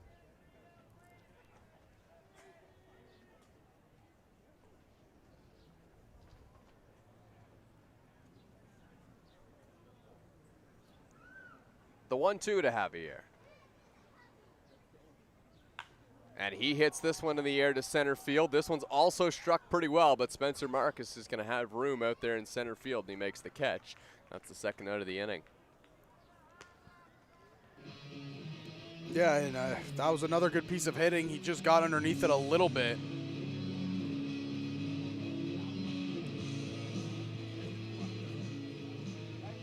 So now if you're Jordan Castaldo here, why not have the same approach that Ryan Dos Santos had? I know, you know, Dos Santos didn't hit the first pitch. He was a couple pitches into that at bat, but, you know, for a guy, the book on Jordan Castaldo is probably throw him a first pitch strike because a lot of the time he's taking. He swung at a first pitch earlier in the game, but that was because the Maple Leafs had the hit and run on. If I'm Jordan Castaldo here, I wonder if, you know, he might keep his mind open that Akatsuka might just groove one in here on the first pitch. Well, he was thinking along those lines. Hits it deep and foul down the left field line. And I just want to mention one more thing about that Dos Santos home run. That was actually his 10th career home run in the Intercounty Baseball League. Yeah, which you think he'd have more, considering how long he's played in the Intercounty Baseball League. But, you know, skinny pop didn't become a thing until, you know, what, like 2 years ago? Yeah, last year. Well, before, in the summer of 2019, didn't hit a home run. Only played in about 29 games. Then 2021, same thing, was just about 21 games. 2022 was just 11. And then 2023 is when he finally actually started playing full-time. He had 1 home run that year. Last year, he burst onto the scene with 4. And this year, he's tied his, I guess you say he's tied his career high in a season with 4. Castaldo has 6 home runs on the season. The 1-1. Swings over the top of that one. Well, I don't know if you're noticing this, but, you know, Jordan Castaldo is being quite aggressive in this at-bat. A lot of the time he's taking those close pitches, but, you know, he's taken matters into his own hands here in this at-bat. Has swung at a couple pitches that, you know, he thought he could do something with. Now the count's 1-2, and we'll see what Akatsuka comes at him with here. Would not give him a fastball inside. That is the one area I would stay out of. The 1-2. He did. He went with the breaking ball away, and that gets Jordan Castaldo swinging. Akatsuka, 76 pitches into his outing, and he's through 5. The Maple Leafs double the lead. A 2-run home run by Ryan Dos Santos, and it's 4-0 Leafs.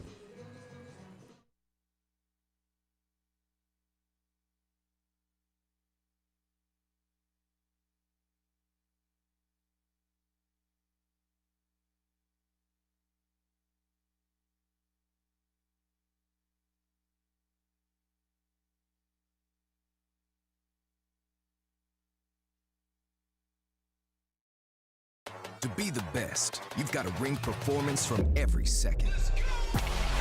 The game is getting faster every season. So Rawlings made a time machine to help you keep up.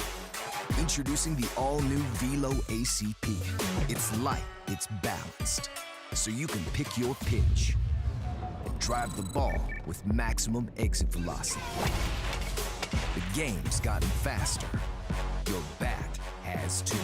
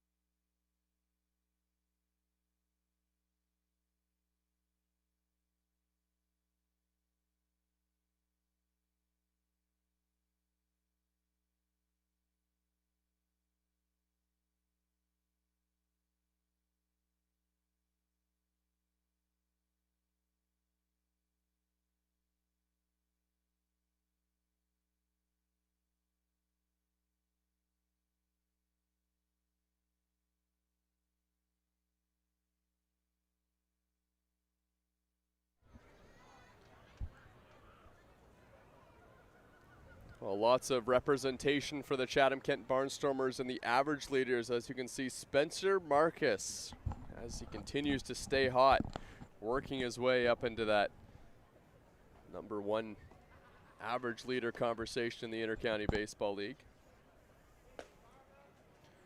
Yeah, he's been red hot for Chatham-Kent all season long, and would not be surprised to see him up there, you know, in second, first by the end of the season. Yeah, if he stays on this streak, he's going to be well over 400, as this is Mitzi Fukuda leading things off and pops this one up. And catch made by John Javier out there and right.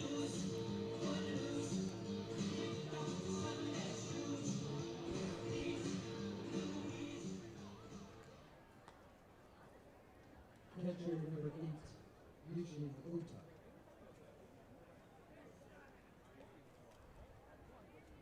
This is the #3 hitter in the Chatham-Kent lineup, Yushin Ota.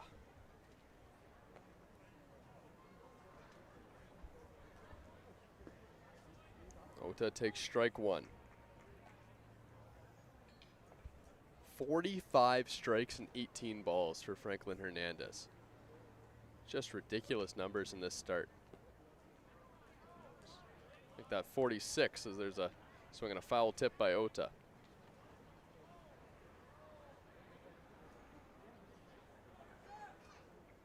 Hernandez ahead in the count, 0-2. And Ota takes upstairs.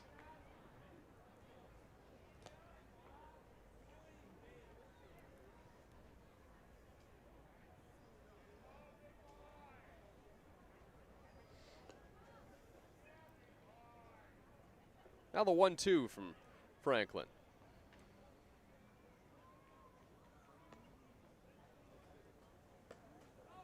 He just missed upstairs.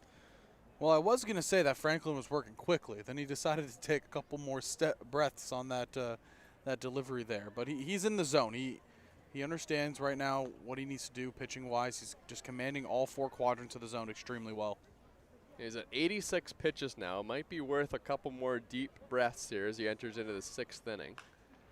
As this one's hit to center, Dennis DeBanning got a bit of a late break. Now he jumps in it, goes over his head in center field. DeBanning will field it after a 1-hop off the wall, and Yushin Ota has himself a double.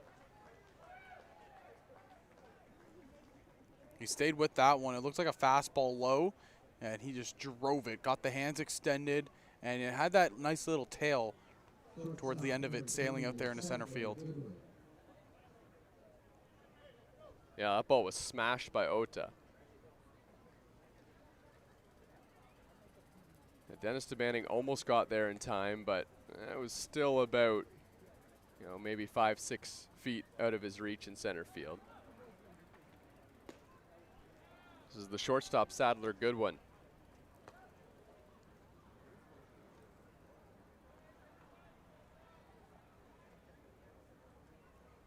Dan Mares keeping Ota close out there at second base.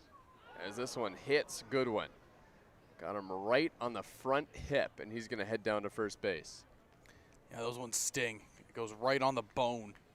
And Sadler Goodwin, he's going to take his time, and that's understandable. So that's going to bring Seth Strong to the plate. Strong started his season in the Frontier League, now came here to the IBL to rejoin the Chatham-Kent Barnstormers. He's 9 games in to this stint with the Barnstormers. Came into today just hitting .205, and you know, I think the Barnstormers expect that he'll probably raise that batting average quite considerably before the season is done. But there are some signs that, you know, Seth Strong is locked in right now. He hit a ball really hard back on the 1st or 2nd inning. Actually, I guess it would have been the 1st inning. Nearly took one out to left field.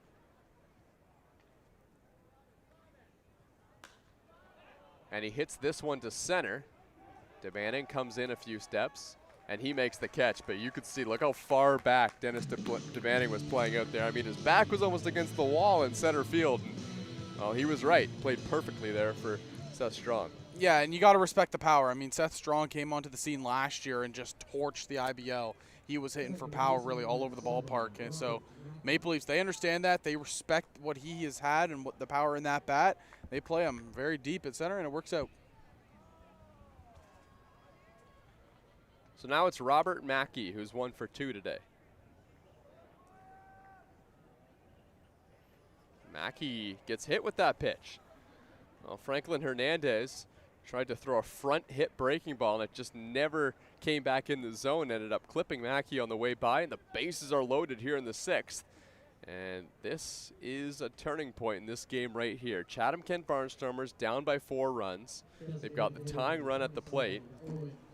And Franklin Hernandez, who's trying to get through a 6th inning of work, is going to have to make some pitches here in this at-bat. Owen Constantino at the plate now. And he fouls the first pitch off his foot.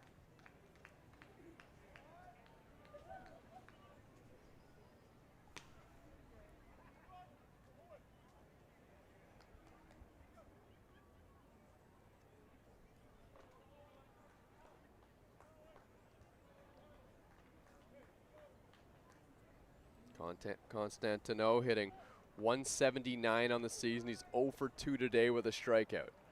Hernandez needs to get this batter right here. The 0-1 pitch on the outside corner.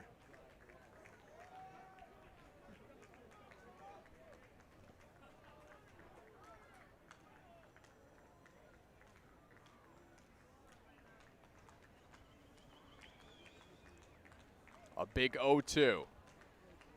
And it's inside. Constantino just able to get out of the way of it. Yeah, he loaded up for the fastball, tried to rev it by him high inside, and he just gripped it a little bit too tight.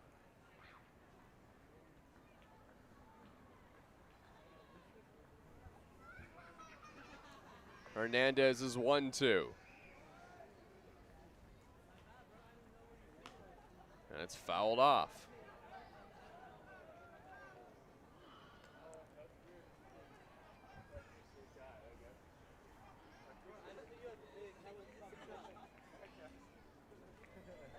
One and 2 the count now on Owen Constantino. Trying to come through with the bases loaded for Chatham-Kent. Hernandez trying to get out of this jam. Another 1-2 pitch. Lined into left field. That one's down for a base hit. Ryan Dos Santos plays it on the hop. The throw to the plate, not in time. And now it rolls towards the Chatham-Kent dugout. So all runners will advance another base. And Owen Constantino has a big double for Chatham-Kent. It's 4-2. Yeah, it's a shortened up swing there, and he goes and pops it over to left field. The throw by Dos Santos, it was a hard throw. He just pulled him a little bit to the right, and that made it just a bit unfortunate for the tag for Mara. Rob Butler out of the dugout to talk with Franklin Hernandez.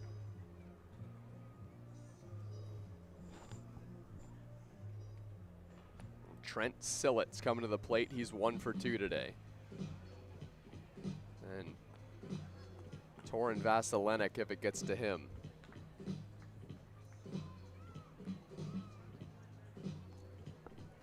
I think if you're Franklin Hernandez, you just kind of have to have the mindset on the mound right now is I'm still only 1 out away from getting out of this inning. Keep executing the pitches the way you have been. You've been throwing a really good game. You just can't try to change anything here now. Constantino had 8 RBIs coming into that at bat. Now he's got 10 on the year. That's one of his bigger hits this season.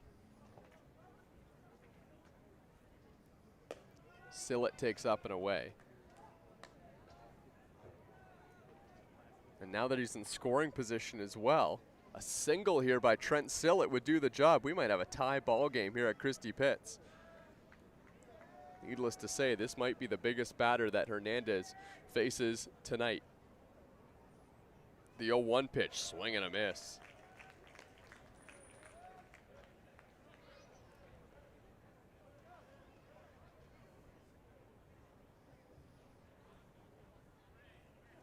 Well, the pitch count's getting up there for Hernandez, but he hasn't had any signs of fatigue yet. The 1-1. You know, that being like arm side misses, anything like that. Pitches still look sharp. Chatham-Kent Barnstormers have just come into this 6th inning and had a really good approach at the plate. Yeah, I just think there was a couple pitches in this inning where, you know, Franklin Hernandez wishes he could have back. It was just a couple small misses. There's a strike on the outer half. The 2 hit by pitches, something that he probably really wants back. It was just 2 sliders that looked like that just completely slipped out of his hand and didn't move. Like you said, he was trying to go for that hip front slider, and just a little bit unfortunate there. I guess that one on Mackey would have been an arm side miss, but other than that, he's looked good. The 2-2 to Sillett. Just missed. That, my friend, is what we like to call a dot. It doesn't look like he missed, but he dotted up the outside perfectly right there. That's a 50-50 call, really, if you're an umpire. Yeah, put it right in Justin Mara's mitt, but it ended up being a pretty good take by Sillett. A full count now.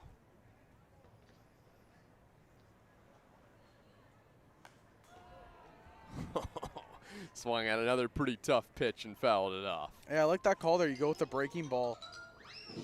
Not a bad option against a guy who's probably sitting with that fastball. Now here you give yourself the option, you know, in his head. He went with a 3-2 breaking ball before. Will you double up or will you go fastball? You get the hitter thinking here instead of the pitcher.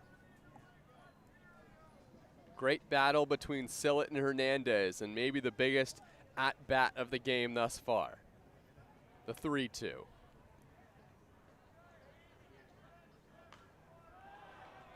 And the battle continues. Yeah, he went with a low fastball that time. But again, you can see Sillett reaching out for it. In his mind, he has that off-speed still, where he's thinking, I got to get my hands extended to cover the outside part of the zone. So you don't get a clean swing off. Those were 2 swings that didn't really look that clean.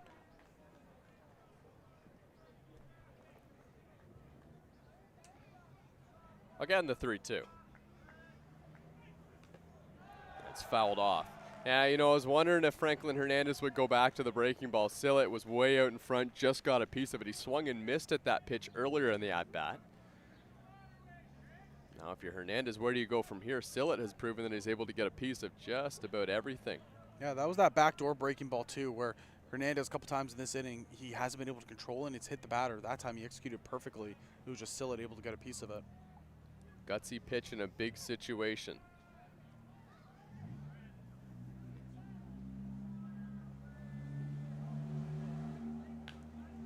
Now a ball chopped to third. Lamprey throws to first in time to get the out, and that ends the inning. Constantino comes up with a big RBI single to cut the lead in half, but Franklin Hernandez will be happy that he was able to come out of that inning with a Toronto Maple Leafs lead. It's 4-2 here at Christie Pitts.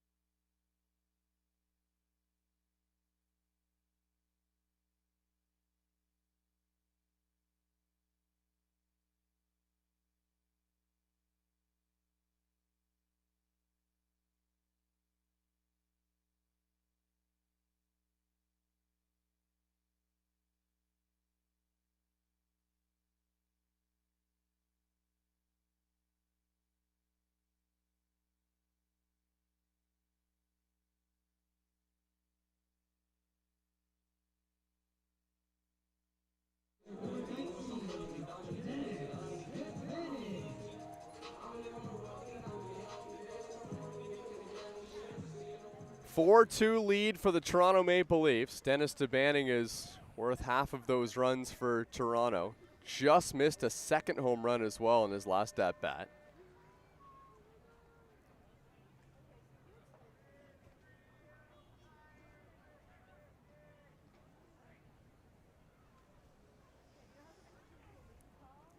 Toronto Maple Leafs are now going to send out a first base coach. That was part of the delay. I guess if we have to. You know, the score might be 4-2 here, partner, but this has been a really good pitchers matchup, to say the least. DeBanning gets under this one, puts it high in the air. Catch made out there in right. We've hit that point of the night where it's becoming twilight to the ball. Whenever it gets high up into the sky like that, it's hard to read. Really good job out in right field to just kind of, you know, you go up, you take that, you look at it, and you're able to make the play.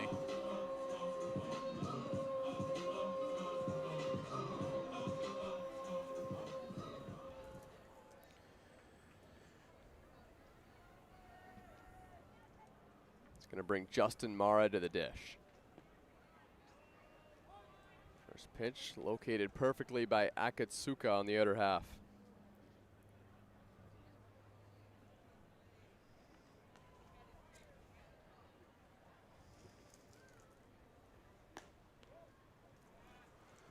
And that one just misses.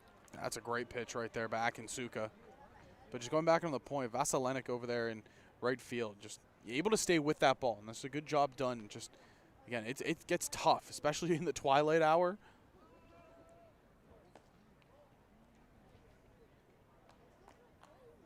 Justin Mara has taken a couple close pitches here. He's 0 for 2 on the day.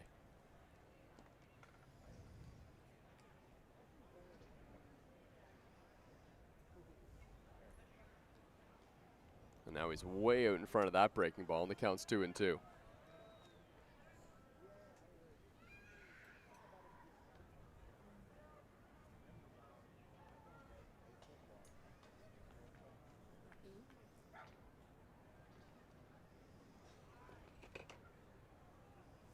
Akatsuka's 2-2 pitch.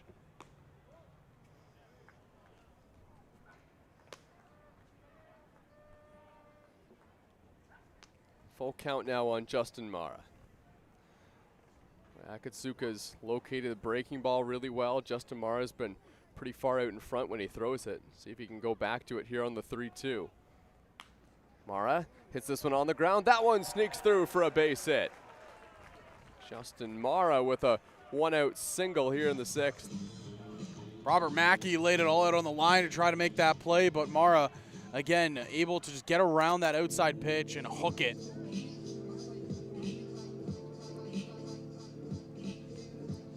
Designated hitter number 3, Mike Chiquetto. Well, Mike Chiquetto smashed the ball to left in his last at-bat.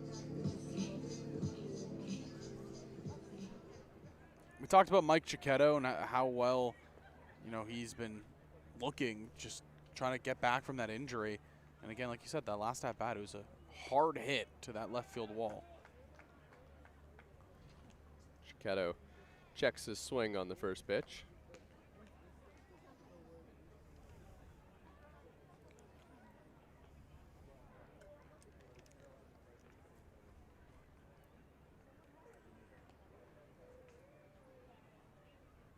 The 1-0.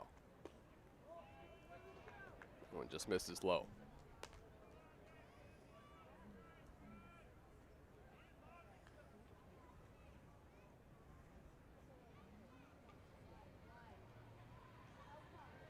Justin Mara, the runner at first base. The 2-0 pitch. Chiquetto swings and misses. It's a pretty crafty pitch selection there from Akatsuka, going back to the off-speed pitch behind in the count.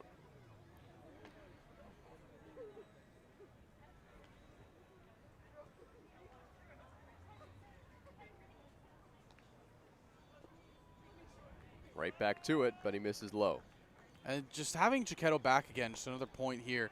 It's just adding another guy that's really patient at the plate, a guy that knows his zone, knows, you know, how a pitcher's going to throw to him. He's somebody that isn't just going to wildly chase.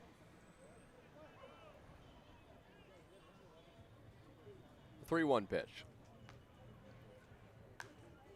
And he pops this one up. This one's going to stay in fair territory. Robert Mackey goes out from second base, and he makes the catch. Had to run a long way to get to that baseball.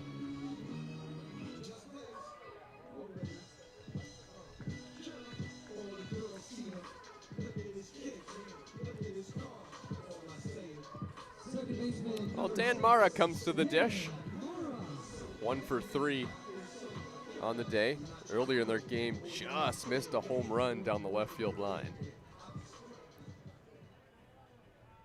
Or sorry, Dan Mara is 0 for 2 on the day. I was looking at his brother Justin's line.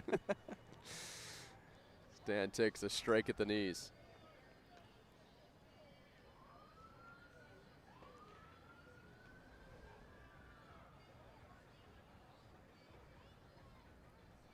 The 0-1 pitch. Mara hooks it down the line, just foul.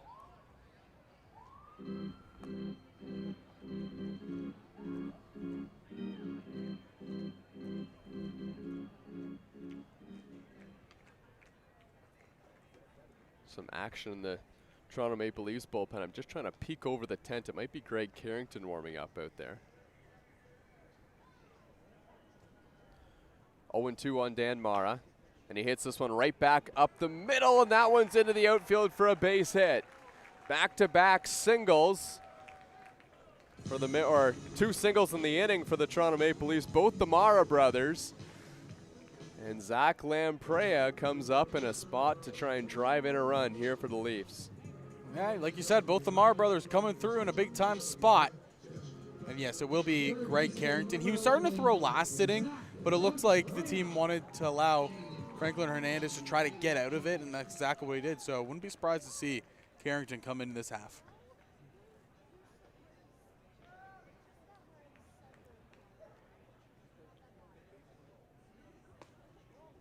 Lamprey takes the first pitch ball from Akatsuka, who confirms with the umpire that that pitch was outside. Greg Carrington last pitched on July 5th against Kitchener. Hasn't got a ton of action in the month of July. The 1-0. Akatsuka misses again. 2-0 the count now. And not sure if he was frustrated with himself on that pitch or the home plate umpire kind of jumping on his way back to the mound. Now he's going to kind of regroup, take a couple deep breaths. You know, Zach Lamprey is the target right now. Doesn't really need to worry about the runners on the base pass. He's got 2 outs in the inning. The 2-0. 3-0 now. I like this from Lamprey. Just continue to be patient. Akatsuka, he's had some command issues here in this inning.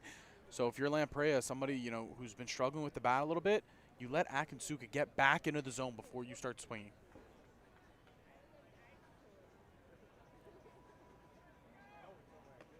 Akatsuka misses inside, so he walks Zach Lamprey, who's only got a couple hits on the season, on 4 pitches. And now it brings Spencer Ross to the plate, and he's already got himself a hit today. Yeah, this is a big-time moment in this game. Toronto has the opportunity to really blow the doors open here. Well, they're pumping I Love Rock and Roll into Christy Pitts here. They're going to get some time to let this song play out, too.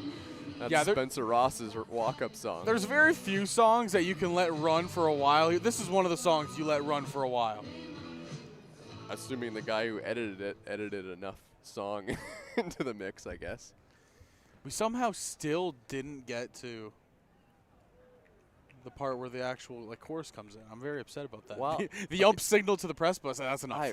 I'm the one who's editing them. Now you're just ripping on me. Oh, you edited them away? What are we doing?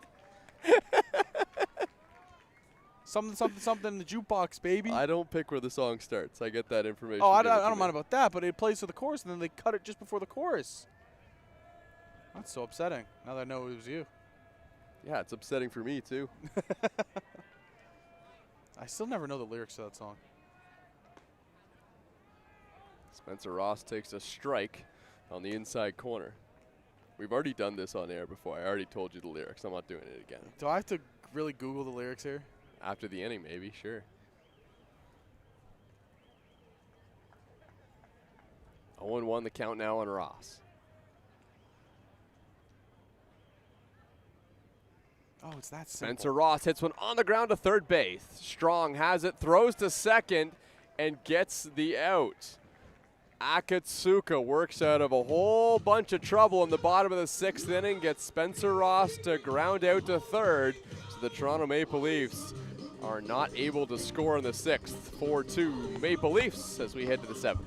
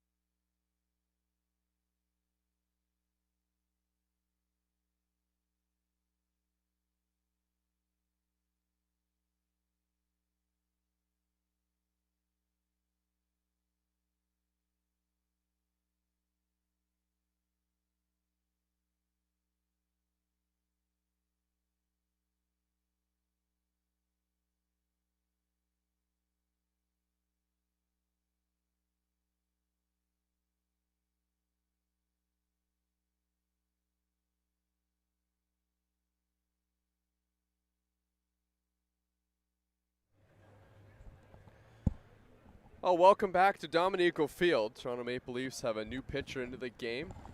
It's Greg Carrington on the mound. Just his second outing in July. As his first pitch is low, ball 1. Comes in with an ERA of 4.50 on the season. Well, it was a couple of weeks ago, and Carrington finally came back. He was away from the team for a little bit. He was on vacation. And it was funny. He was saying he was at home, laying in the group chat, or laying in bed, and then he got a text from the group saying, "Hey, who's coming to the game tonight?" And he goes, "Oh, we have a game today?" He's like, "I can come if needed." The image you just saw on your screen there, that was Luca Boscarino, who's out there in left field now, which pushes Ryan Dos Santos to third base.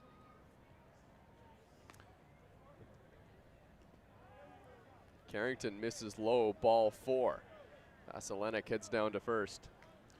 That was also just a big game for Carrington to come back in because he did end up coming to the game, coming into pitch as well there. And it was just funny. I got the chance to talk with him pregame about it, and he was just like, "Yeah, I was not expecting to come play a baseball game today, but here I am."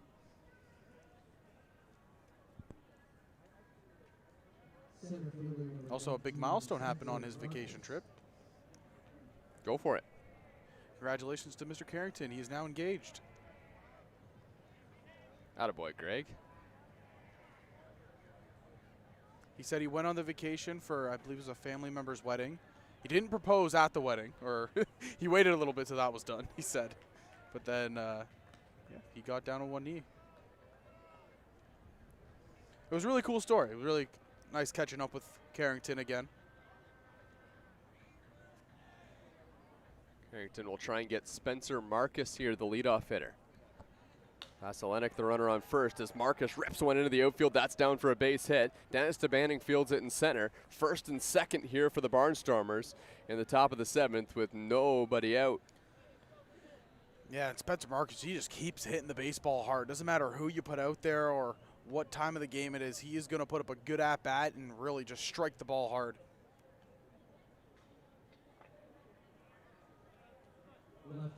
Mitsu Fukuda comes to the plate now.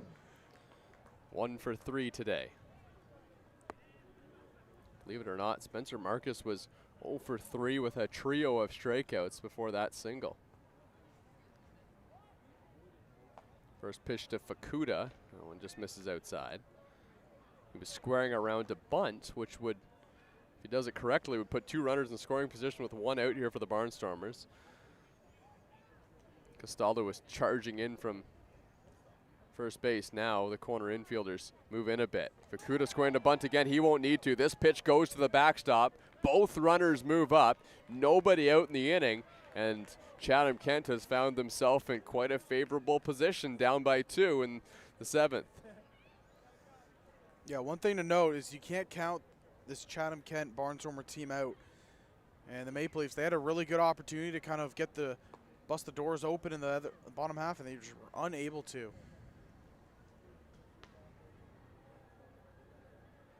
2-0 from Carrington, misses. Now he's in danger of loading the bases here in the inning. Yushin Ota is on deck. Way up and in, ball 4.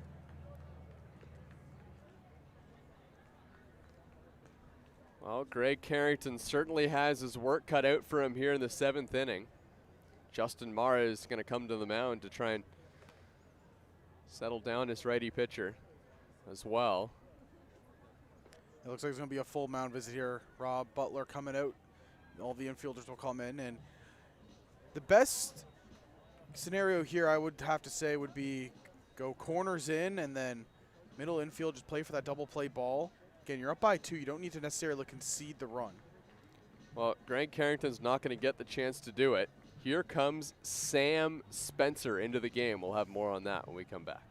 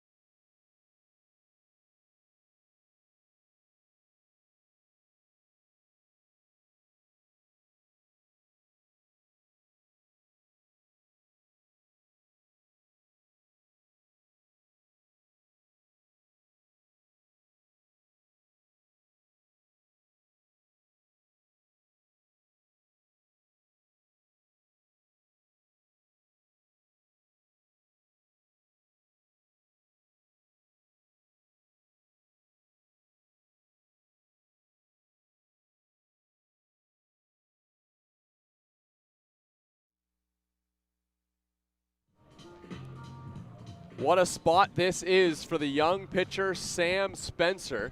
His last game pitched for the Toronto Maple Leafs back on June 27th against the Guelph Royals. Now he comes into the top of the 7th inning with the bases loaded. And just to give you some context on this game, the Toronto Maple Leafs trying to snap a 9-game losing streak at home. They need this one here as the first pitch goes to the backstop and it bounces right back to home plate. Oh my goodness, was that ever a fortunate bounce for the Maple Leafs. And yeah, I think it's the only way you really can say that. What a fortunate bounce. That ball hit the backstop, then hit a pole and bounced right back to home plate. That is just remarkable luck. See if Sam Spencer can play off of that fortune. Next pitch finds the zone, and the count's 1-1.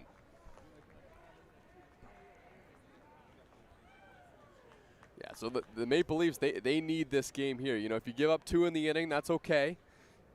Still a tie ball game, but Sam Spencer needs to limit the damage. This one does go to the backstop, and there'll be no play at the plate.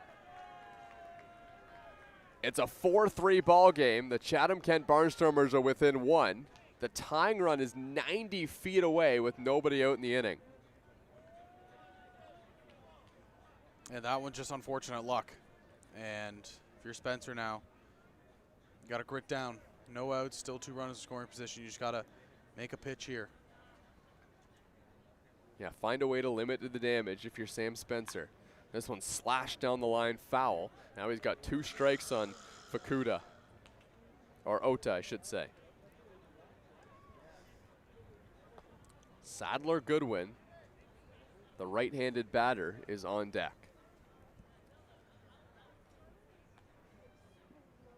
2-2 pitch. Chop back to the mound. Spencer fields it. It's coming home. Not in time. The tying run comes in to score for the Barnstormers, and they're still knocking at the door here in the 7th. Yeah, that play there, if you're Sam Spencer, you probably want to just take that to first base because it's such a high hopper. The second you come down with it, you got to just look over to first and take the one out. Shortstop number 3, Sadler Goodwin. Yeah, it's a good idea there by Sam Spencer to try and limit some of the damage in this inning, but that ball was just, it was hit too high in the air. When it came down, the runner was almost already at home plate, and even a perfect throw probably would not have got the runner, considering Justin Mara still had to put the tag down. Yeah, there, just you want to just get the out. Get at least 1 on the board for you. The go-ahead run now just 90 feet away with nobody out as there's a swing and a miss by Sadler Goodwin.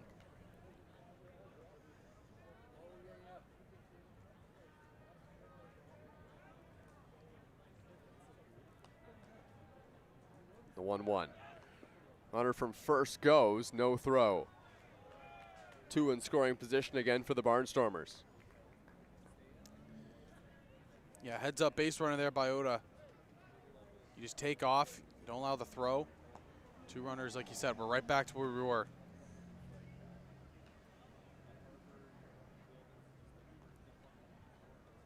The 2-1 from Spencer.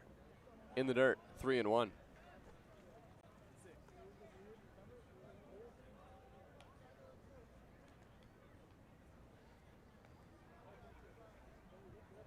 Seth Strong awaits on deck. Goodwin, a little broken bat flare. This one's going to fall in the outfield. The Chatham-Kent Barnstormers take the lead on a broken bat base hit by Sadler Goodwin.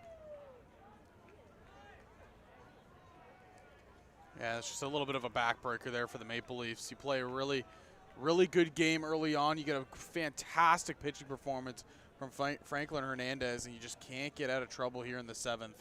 Still trying to search for that first out. Third baseman number 30, Seth Strong. Well, now the Barnstormers would just take a sac fly from Seth Strong, something which he is absolutely capable of doing. Strong takes a first pitch strike at the knees.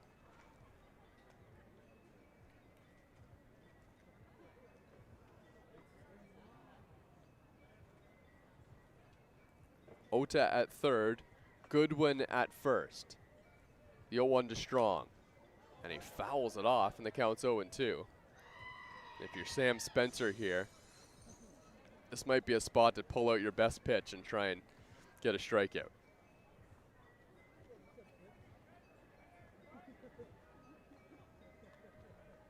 Mara looking for him to elevate the fastball. He does, and Strong able to foul it off.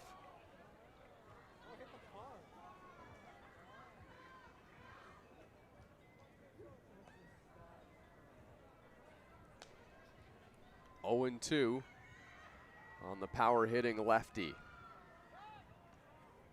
And a check at first base. That throw got away from Jordan Costello, but not far enough to score Ota from third.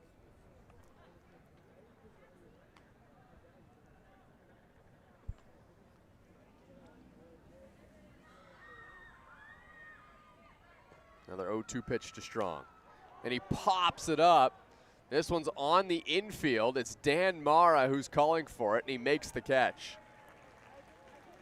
Big out number 1 right there. You get that one. No runs come across. You still have a chance here for the double play. Now it's Robert Mackey who comes to the dish. Owen Constantino is on deck. Second baseman number 7, Robert Mackey.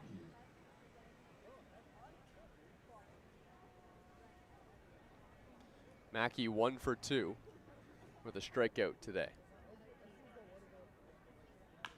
Hits one on the ground. This one's to third. Foul ball.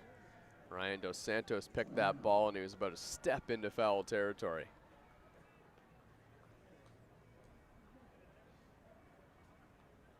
If you could get a double play ground ball here, that would be massive for the Maple Leafs. There's a swing and a miss on a good pitch by Spencer. Mackey was out in front. Owen Constantino has a couple RBIs, had a big RBI single in his last at-bat. Mackey trying to get him to the plate. Spencer's pitch in the dirt, and that was a fantastic block from Justin Mara. Yeah, right now you don't want to see the bat of Constantino.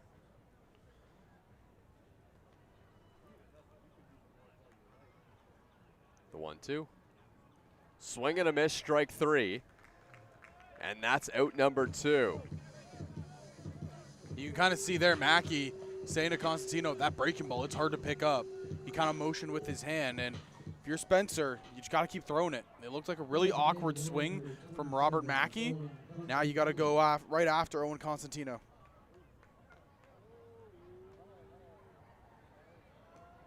First pitch way inside. You know, look, if you ask Sam Spencer after this game, you know, if he could take a couple things back that happened earlier on in the inning, he probably would. All the runs were charged to Greg Carrington's line. But he's shown some composure to get the next 2 outs. This one's hit in the air deep to left field, and this one's going to hook foul. Man, that had home run distance, but was, I don't know, maybe 10, 15 feet foul down the left field line.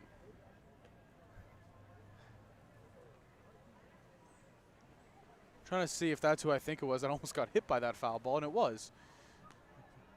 It was my dog niece, Kuna. Oh, no.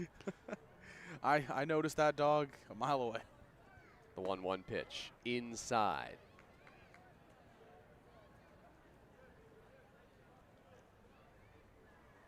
Constantino, 1 for 3, 2 RBIs in this game. The 2-1 pitch. That one missed low. Maybe a bit inside as well. Good spot, though. Really, really good spot from Sam Spencer.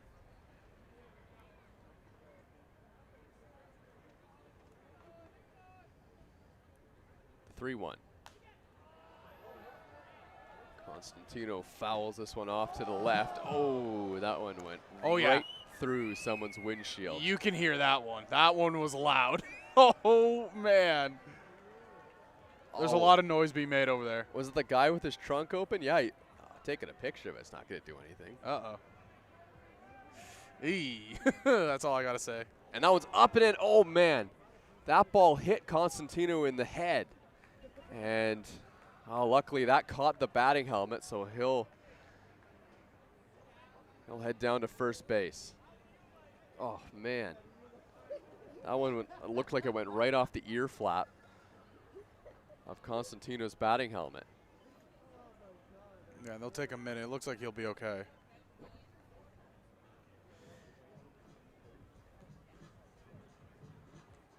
Well, we're going to get another pitching change.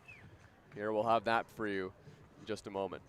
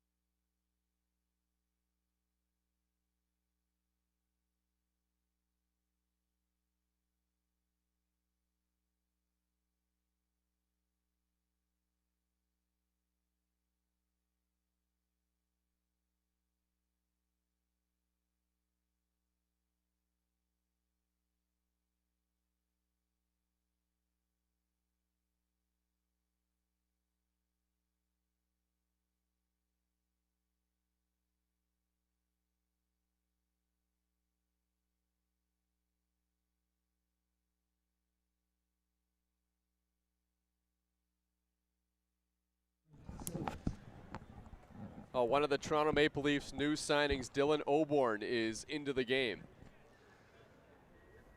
Another big spot for a new Maple Leafs pitcher again in this 7th inning.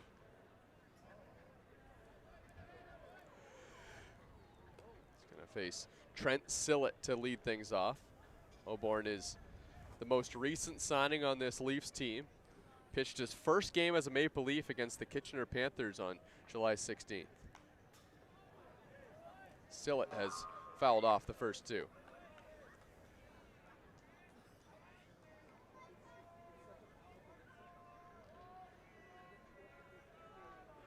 Trent Sillett is 1 for 3 tonight.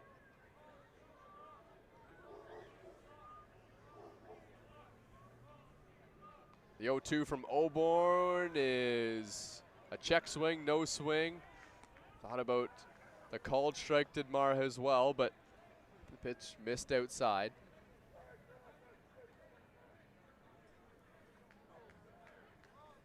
Oborn gave up an earned run over 2 innings in his last outing. The 1-2 to Sillett. And it's a line drive into the outfield for a base hit. This is going to plate a couple runs. Trent Sillett has extended the lead for the Chatham-Kent Barnstormers, and there's runners on the corners still here for Chatham-Kent in the 7th. Yeah, Sillett shortened up the swing and just punched it right over the head of Dan Mara. It was just a good play there by Sillett. Well, how about the bottom of the order today for the Chatham-Kent Barnstormers? Constantino with a couple RBIs. Sillett has now driven in a run. And here's the number 9 hitter now in Torin Vasilenik. Swings and misses at the first pitch.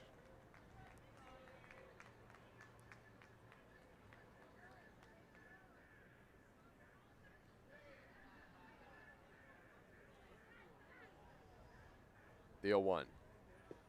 Swings and misses at that pitch as well. Vasilenik had a ton of strikeouts in his first season in the Intercounty Baseball League, and he's really overcame that stat this season. He's on pace to have a much better record in that discipline. Does strike out here, though. Dylan Oborn gets him on 3 pitches, but the Chatham-Kent Barnstormers come up with a big inning, really the biggest of the game so far. It's a 5-run 7th, and the Barnstormers lead 7-4.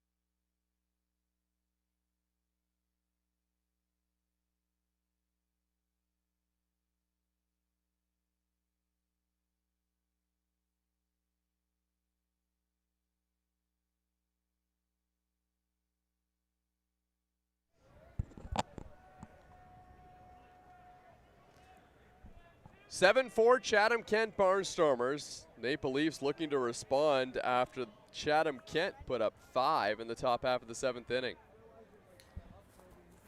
Ryan Dos Santos leading things off against Akatsuka. Yeah, and stop me when you've heard this before. Akatsuka pitching into the 7th here. He's at 98 or 99 pitches now. That was 100 that he just threw right there. Oh, no, you're right. That was 99. Dang. You win. 1-0, Zach. That's 100 to Ryan Dos Santos. See how far Akatsuka can go into this game. 126 his last time out. 2-1 to Dos Santos. That one finds the inside corner and the count's 2-2. Well, Ryan Dos Santos has left the yard today. At the time, it made it 4-0 Maple Leafs. Since then, the Barnstormers came back with 2 in the 6th, 5 in the 7th. The 2-2. Dos Santos swings and foul tips one into the glove of Ota. That's a strikeout and out number 1. Akatsuka, I mean, he's just, the durability out of him is just ridiculous to think about. The fact that he's able to do this really just game in and game out whenever he's on the mound. This has basically all been with his right hand, though. Yeah. Do you think he can just finish the game lefty?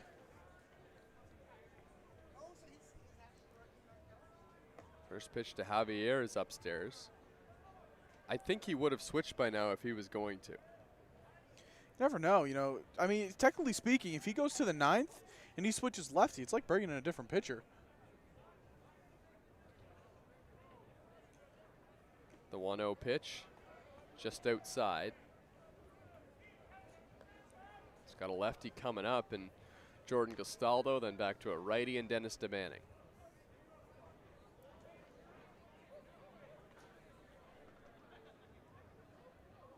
Two-0 to Javier. Strike on the outer half. I like this out of Javier. He's just being patient. Again, it just seems like with every game he continues to grow more as a baseball player. John Javier's hitting .359 this season. The 2-1 pitch. Javier takes another strike on the outer half.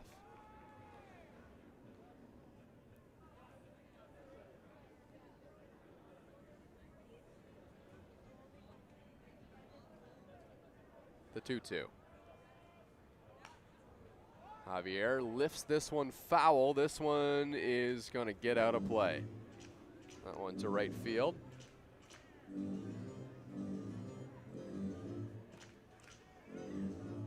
Torin Vasilenic gave it a look, but I think even if that did land in fair territory, I'm not sure he would have been able to get there.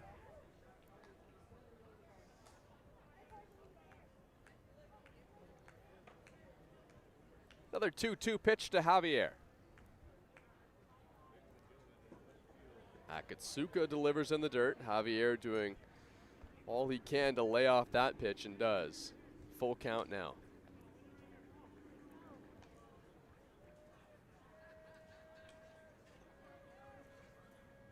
If you can get on base here, you got Jordan Castaldo coming up and then Dennis DeManning, who's been the hottest hitter in the IBL of late.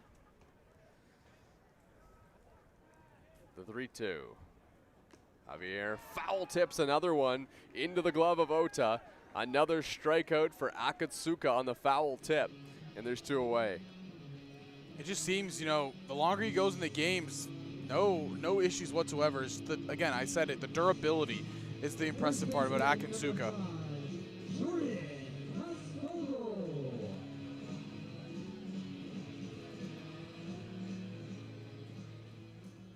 Jordan Castaldo gets another at-bat here with nobody on base. Castaldo in the 3 spot for the Leafs. Swings at the first pitch. For the 3rd time this game, Jordan Castaldo going after the first pitch this time. Akatsuka delivered in the dirt.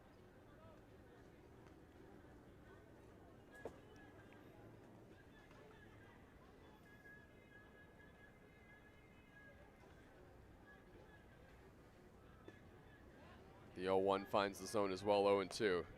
Just find a way to get on base if you're Jordan Castaldo. That's got to be what he's thinking at the plate right now, because with Dennis DeBannon coming up, I mean, there's a really good chance the Maple Leafs get a run. The 0-2. Popped foul to left. Long run, and this ball's going to drop. Mitzi Fukuda took a bit of a precarious route to the baseball. It drops in fair territory, and Castaldo ends up at second. Oh, and you can see the reaction from Fukuda. He's frustrated with himself after that one. Yeah, Fukuda took a route like that ball was just going to keep tailing towards the line, and then you saw him, he had to tail back. You wonder if he lost it when it went up into the sky there. But it was an interesting route. Wasn't sure if he was trying to either get around the baseball or if he was trying to just go make a straight line to it, but it was not the cleanest of routes. I didn't think that baseball was going to stay fair either. It really looked like that was going to hook foul, maybe even be onto the hill. So it may have had some weird spin off it on Castaldo's bat. DeBannon at the plate takes a strike on the inner half.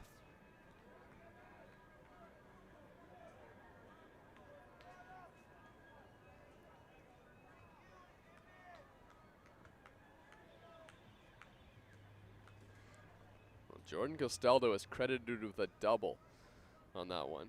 The 0-2. This one's chopped towards third base. Seth Strong has it. Throw to first. In the dirt and picked at first base by Trent Sillett. What a play. And that gets the Chatham-Kent Barnstormers out of the 7th inning. So it wasn't credited as an error, but the error by Fukuda out there in left field doesn't come back to hurt Akatsuka and the Barnstormers. They continue to lead the Maple Leafs by 3.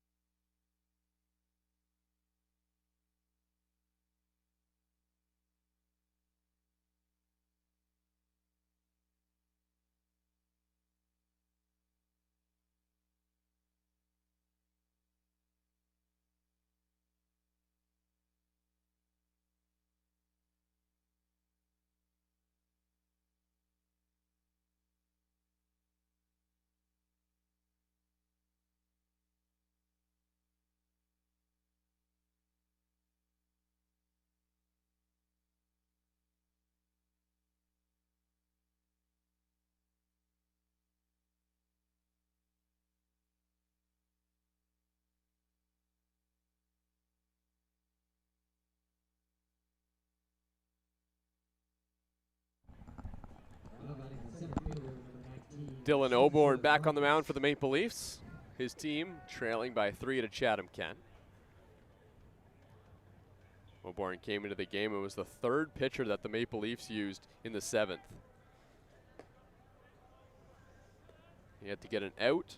He did so, gave up just a hit. Now he faces the top of the order. Spencer Marcus fouls this one off.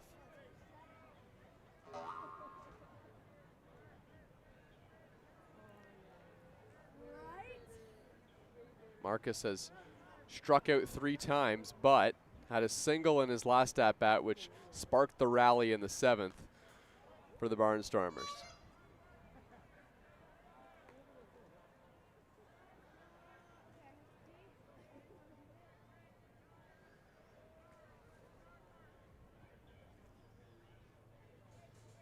The 1-2 to Marcus. Just outside. Well, the top of the order has been good as usual for the Chatham-Kent Barnstormers, but that hasn't been the story today. They've got 4 RBIs out of Constantino and Sillett in the 7-8 spot. As there's a swing and a miss, strike 3, as Spencer Marcus strikes out again. Yeah, surprising right there. You get a good hitter in Marcus and Oborn. I mean, just firing in that fastball. Has a lively arm. We saw that kind of in the later stages of last inning when he got the last strikeout of the inning. You know, that fastball, it pops out of the hand. He has good live run. There it is again. Just a lively fastball that has a good run. It's just, you know, probably a lot of emotion, a lot of, you know, adrenaline coming in after just signing with the team, making your first appearance in a spot like that. Nerves probably going a little bit more. The pitch way inside. I like the expectation for the Maple Leafs. Anytime you sign a guy late in the season like this, kind of close to the deadline, you know, the expectation is that guy becomes one of the high priority relievers for the team. The Leafs hope that comes true for Oborn. Now, I'm very curious what he's throwing right now, because that ball is popping in the glove of Mara.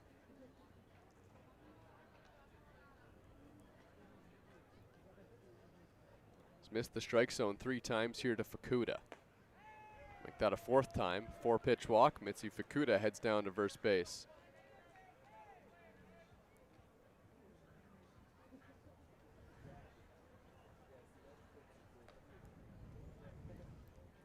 So 1 out base runner for Yushin Ota. It's 2 for 4 tonight. Also driven in a run. First pitch from Oborn. Ota bunting. Oborn has it. Throws to first. It's in the dirt. It skips by Jordan Castaldo into the bullpen. They're going to send Fukuda home, and it's 8-4 Barnstormers. And on the play, Ota moves up to third. And it just looks like when Oborn took that, he threw on his back foot, had no power behind the throw, and it was a soft one that just bounced in. Yeah, you know, I'm wondering if he had second base in his head as well, because that ball was bunted right back to the mound. He might have had a play to get the lead runner at second base. Maybe there's a little bit of indecision on that throw to first base. So here's Sadler Goodwin. Did something that not a lot of players have done in the Intercounty Baseball League. Hit a home run off of Dustin Richardson. That came in the All-Star game on Sunday. Yeah, not a lot of people could say that. I think there's maybe only two or three players in the Intercounty Baseball League that have done that before. I mean, there's less than 10 players in the IBL that have got an RBI off of Dustin Richardson. But DR will take solace in the fact that he still did strike out the side in the All-Star game. 2-1 pitch. Inside, cut through by Goodwin for a strike.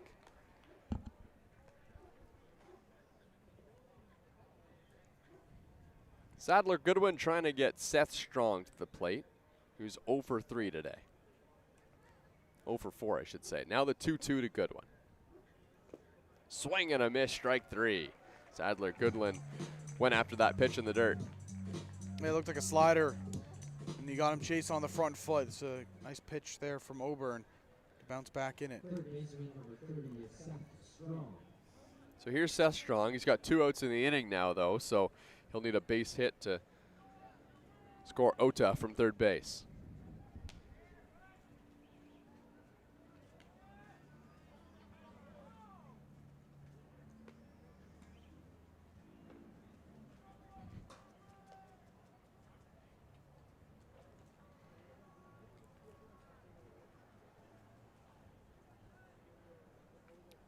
The 1-0 to Strong. That one misses outside. Seth Strong finds himself ahead in the count here.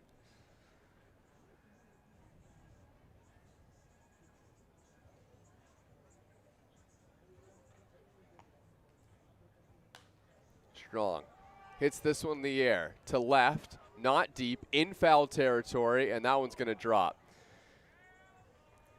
Not much either Boscareno, Ross, or Dos Santos could do about that one. It just found the triangle right in between them. Yeah, that's one of those plays where the left fielder, it's most likely their ball, but it's still a tough one to get to. Yeah, and Seth Strong's a pretty prominent pull hitter, which means that Luca Boscarino out there in left is playing him as such. So he's a pretty strong hitter. Nice. Get out. Thanks for having me. Time he swings over the top of it, and the count's 2-2.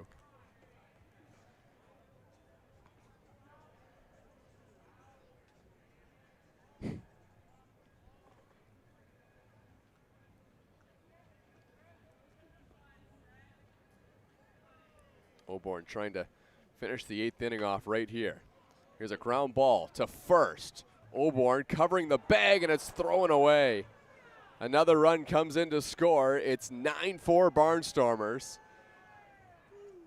Oh, Jordan Castaldo kind of had to stop his rhythm. It was a bit of a late cover at first base by Oborn, but I think a good throw still would have got Strong at first base. Yeah, it's just the throw that kind of tailed behind him a little bit. Just a unfortunate break for the Maple Leafs. There's a lot of different ways that could have played out. One was Castaldo could have let Dan Mara have that baseball. It would have been close. Kind of a hard play not to react at if you're a first baseman. Robert Mackey at the dish now as that pitch misses high. The count's 2-0.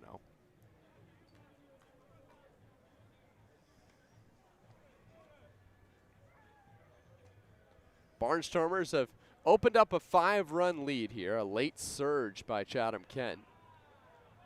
Now it's 3-0 on Robert Mackey. It was 4-0 Maple Leafs after 5, then 2 in the 6th, 5 in the 7th, and 2 more in the 8th here by Chatham-Kent. They have a pretty comfortable lead now in this one.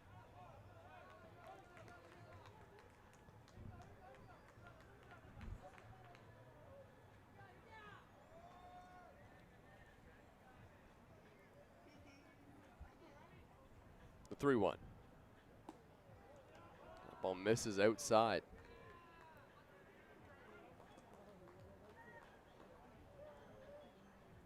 So Robert Mackey draws the walk. Owen Constantino comes to the dish. He's had a good day at the plate, driven in a couple runs.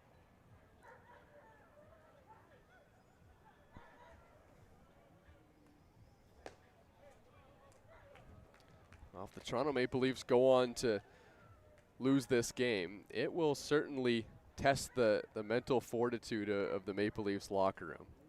It would be 10 losses in a row at home, which is a place that the Maple Leafs really want to win.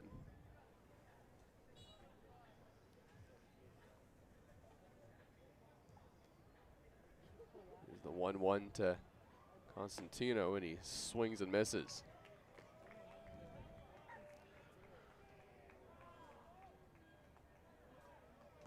But for the Maple Leafs, it's all going to be, can they turn it around and try and get some momentum going in a positive direction before the playoffs start, as there's strike 3 called on the inside corner to Constantino, and that will end the 8th inning. The Chatham-Kent Barnstormers tack on a couple more runs, and the Maple Leafs, who just have 6 outs to work with, need 5 runs. All right, fans.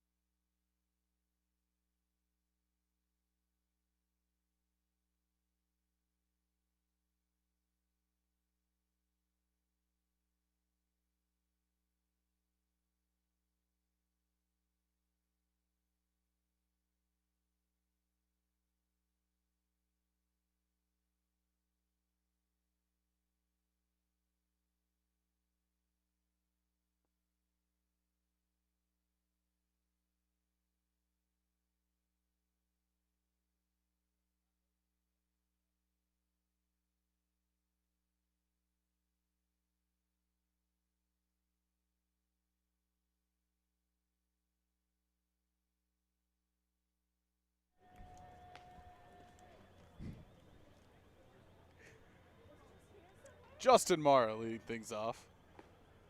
That's a first pitch strike. Akatsuka trying to get through 8 innings here at Christie Pitts.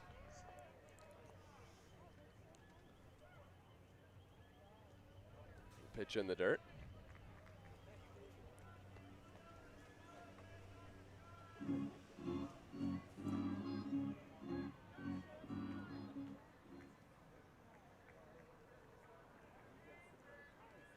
Pitch number 117 coming now from Akatsuka. And it's a strike. Just a wild number to read off. It's pinnacly persistent is all I can say. Oh, he's still got gas in the tank. I know. He's throwing hard still, too. That's the impressive part. The 1-2 in the dirt.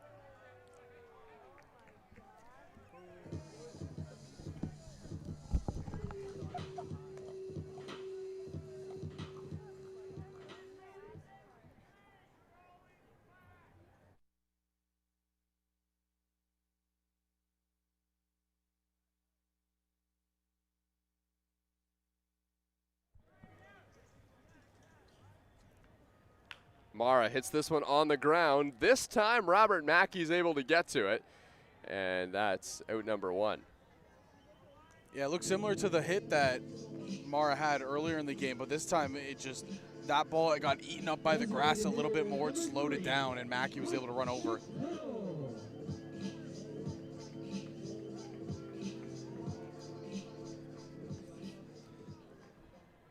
Mike Chiquetto comes to the plate. He'll get his 4th at bat.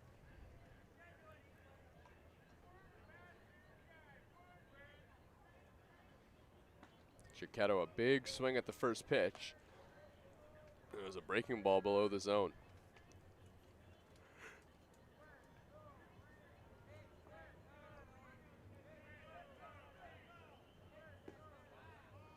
The 0-1 pitch, a strike.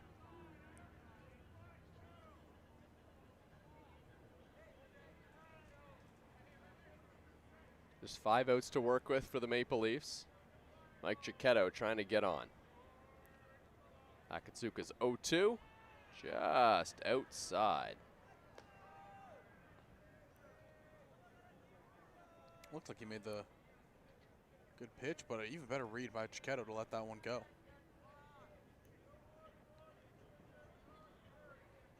The 1-2, high chopper by Chiquetto. He's hustling down the first baseline. The throw just in time. Good play by Sadler Goodwin. That brings Dan Mara to the plate. If he can get on base, Luca Boscarino will get his second plate appearance.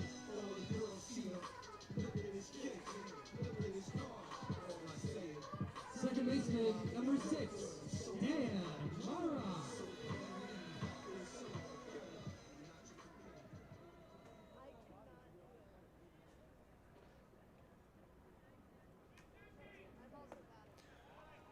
Dan Mara takes strike 1. In his 14th season in the Intercounty Baseball League.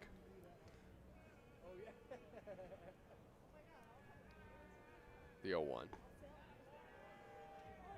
That one finds the zone. There was no one happier to be named an All-Star than Dan Mara. I asked him about his thoughts on being an All-Star in his 14th season. He said, yeah, I don't think a lot of people saw that one coming. As he chops one on the ground.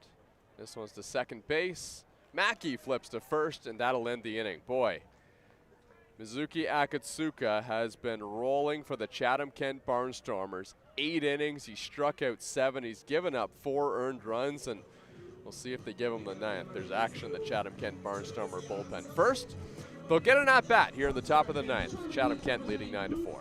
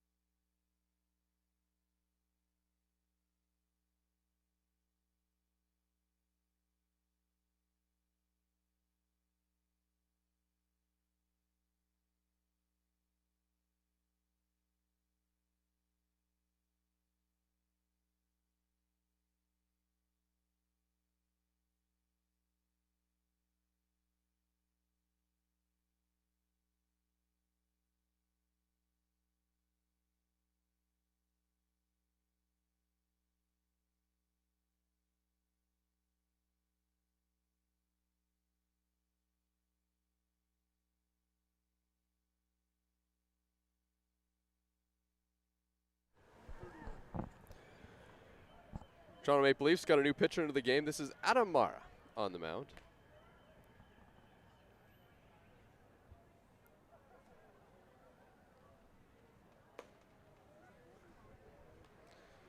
Trent Sillett is the first batter he faces.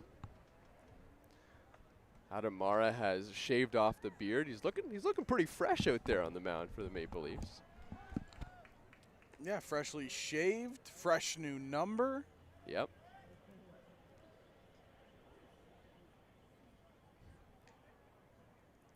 The 1-1 pitch misses outside. Just 4 innings of work for Adam Mara this season.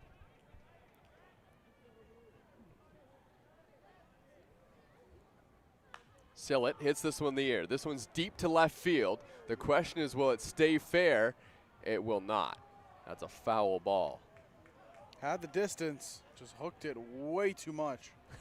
You can see where that ball is right there, just sitting right where the foul line would be. That ball bounced a couple feet foul and kind of rolled back after hitting the path. The 1-2.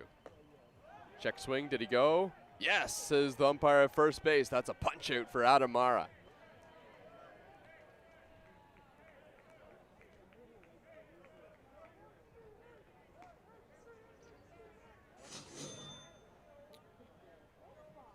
Adam Mara last pitched against the Hamilton Cardinals when an inning, gave up 1 run.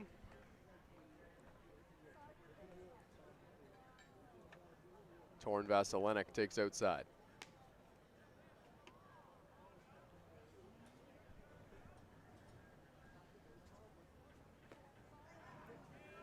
The 1-0 pitch cut right through by Vasilenic. Adam Mara doesn't blow you away with a big booming fastball, but he locates really well. He throws a lot of strikes, and he's got some nasty off-speed pitches on the mound for the Maple Leafs. Hasn't factored in much this season, was kind of injured in the middle part of the year. It's the 2-1 pitch.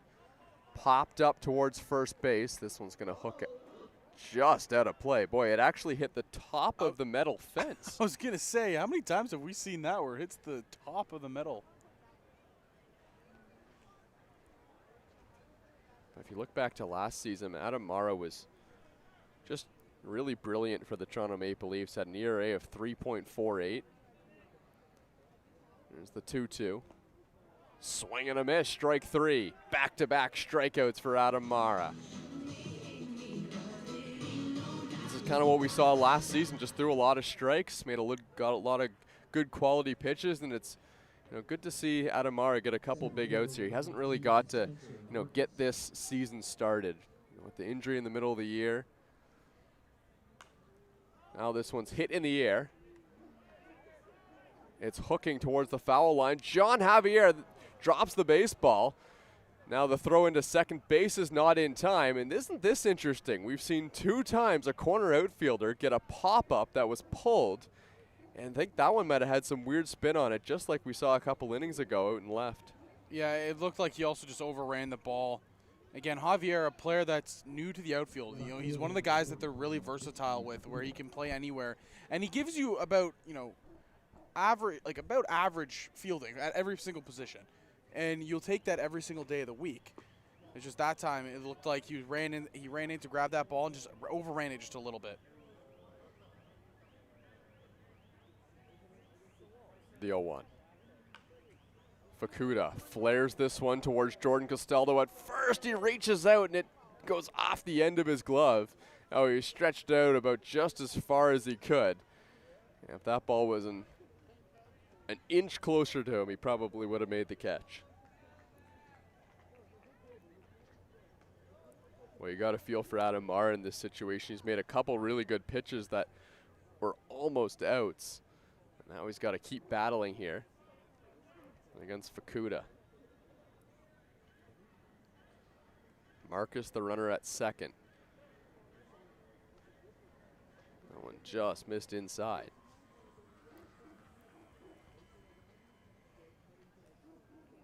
The 1-2. Outside, 2-2.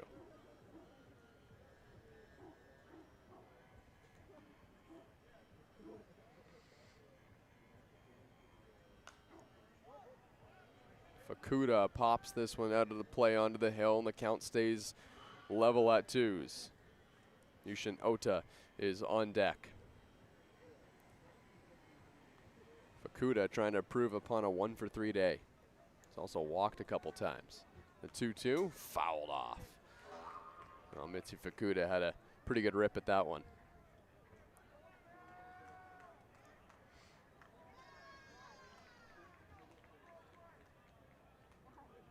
Another 2-2 from Adam Mara. Way up and away. Count runs full. Yeah, and Mara is pitching well here to start this one. Just looking to get that one pitch to get him out of this inning. The 3-2. Laced down the line, but that one's into the Leafs bullpen.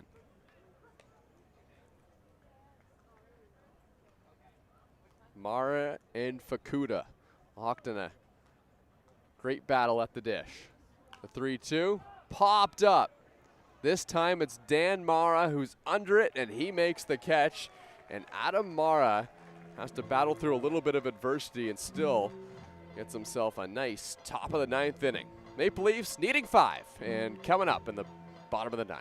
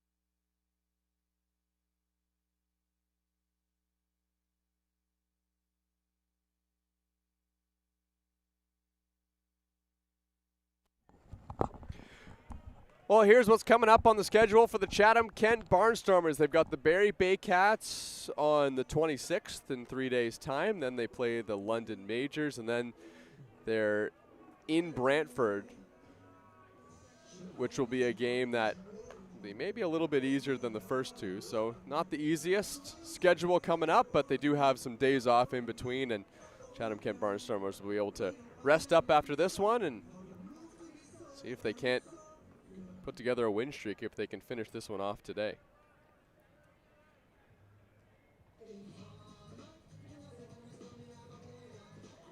Left fielder number 84, Luca Boscarino.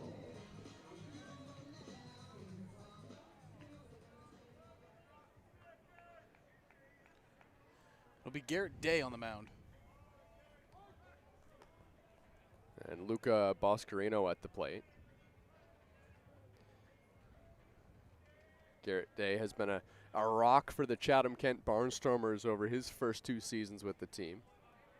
An ERA of 3.37 in his first year, this year, but in his first year, an ERA of 1.66. He was just dominant at the closer position for Chatham-Kent. Garrett Day also one of the Chatham-Kent Barnstormer All-Stars this season, as Boscarino swings and misses at that pitch.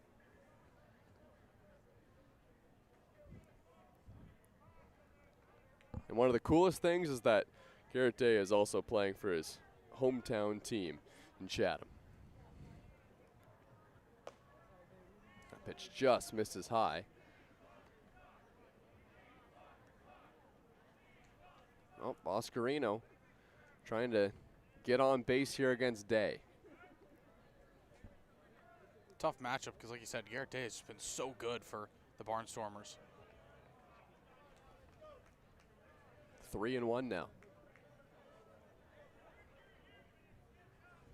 can't be a fun matchup for a right-handed hitter as well. Garrett Day, a lanky, side-winding righty. Swing and a miss. That's strike 3. So Boscarino goes down swinging.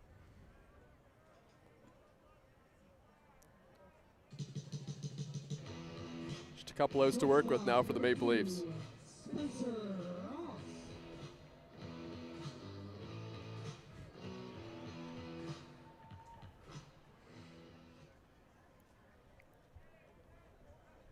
Put another dime in the jukebox, baby. Nice. Took you like 5 innings. We don't talk about that part, okay? I got here. That's all that matters. Spencer Ross, the number 9 hitter for the Leafs, up here with 1 out in the 9th. Ross takes just upstairs.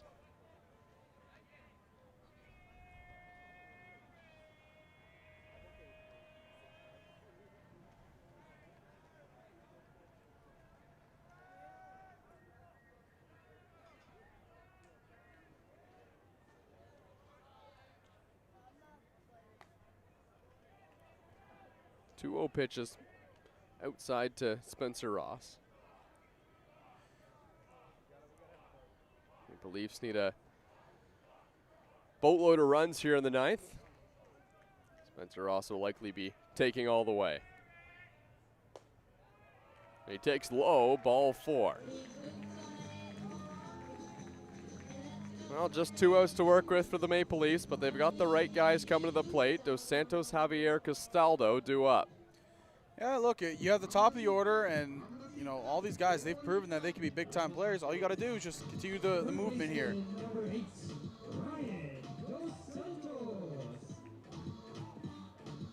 know, even if you don't come back and win this game, if you're the Maple Leafs, you want to get some momentum going. I mean, you know, this hasn't been a great run of games. Even if you could, you know, come back, get a couple, make the score close. They're coming off a 13-3 loss last time out against Hamilton.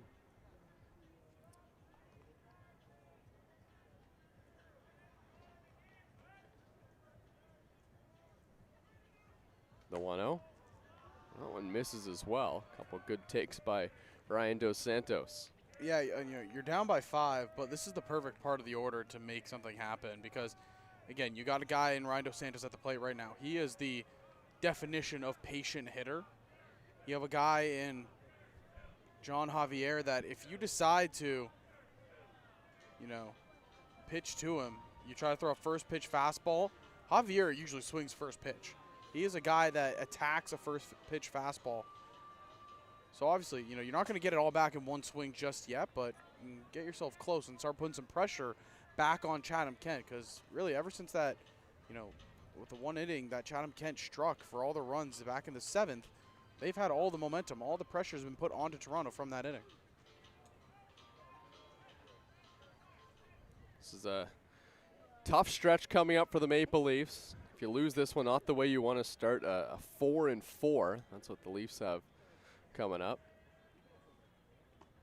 Santos takes a strike on the outer half. So after Chatham-Kent, the Chatham-Kent game today, they play the Barrie Baycats, then the Guelph Royals, and then the Welland Jackfish, ending on Saturday in Welland. The 1-2 to Dos Santos. Big swing and a miss.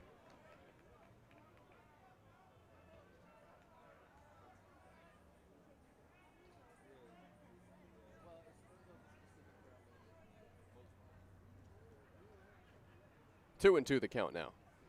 The mound visit seemed to inject a little bit of life into Garrett Day, who's come back with a couple strikes and a couple good locations on Ryan Dos Santos. Here's the 2-2. Dos Santos swings and misses. That's strike 3. Chatham-Kent Barnstormers, 1 out away. Yeah, it looks like he kind of went with the change-up twice there, and that's what got Dos Santos to chase. Because it's just a pitch that just dies off last second.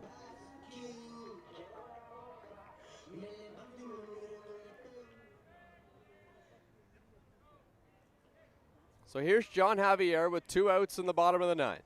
Spencer Ross, the runner, and the Barnstormers, well, it looked like it was defensive indifference by the infield.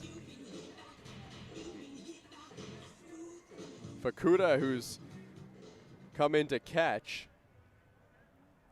started to throw that ball, so I'm wondering if they give Spencer Ross a stolen base there. Yeah, why not? Defensive indifference, I think so. It wasn't being held on, though, at first either. Okay, well, that when you put that into it. That hurts the argument. Yeah, a little bit. The 1-0, Javier fouls it off.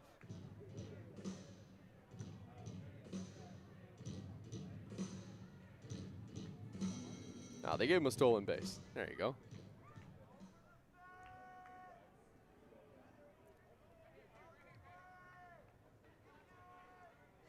The 1-1.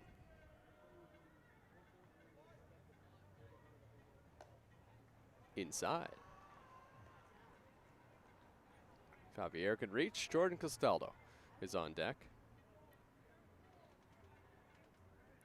John Javier riding a lengthy on-base streak of 21 games. It's 0 for 4 today. And he takes just high.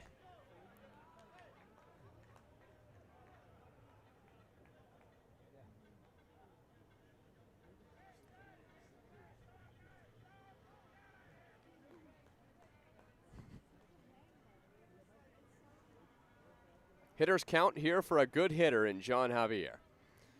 The 3-1 from Day, and it misses outside. So John Javier will take his base, and here comes Castaldo.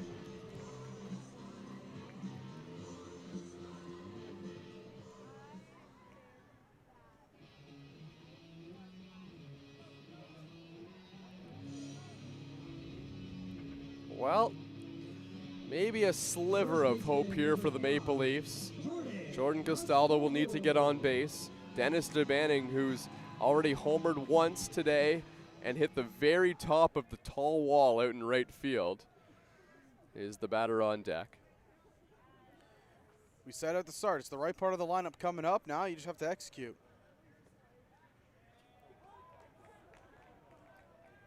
Day delivers a strike.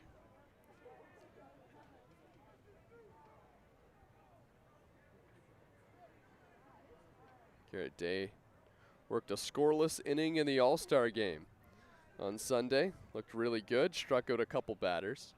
The 0-1, Castaldo, a big swing and a miss, and the count's 0-2. Yeah, it just looks like Day is going right after Castaldo here. Got him looking on that first pitch, which again looked like an off-speed that kind of dropped. Might have caught the bottom of the zone, might have not, but umpire said it did.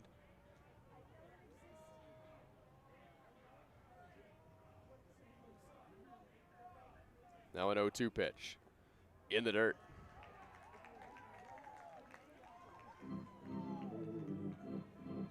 Well, if you're Jordan Castaldo there, with the game being where it is, you could have been just kind of selling out to try and hit an extra base hit. He wasn't. Jordan Castaldo stays consistent in his approach at the plate. Now the 1-2. Fouled off.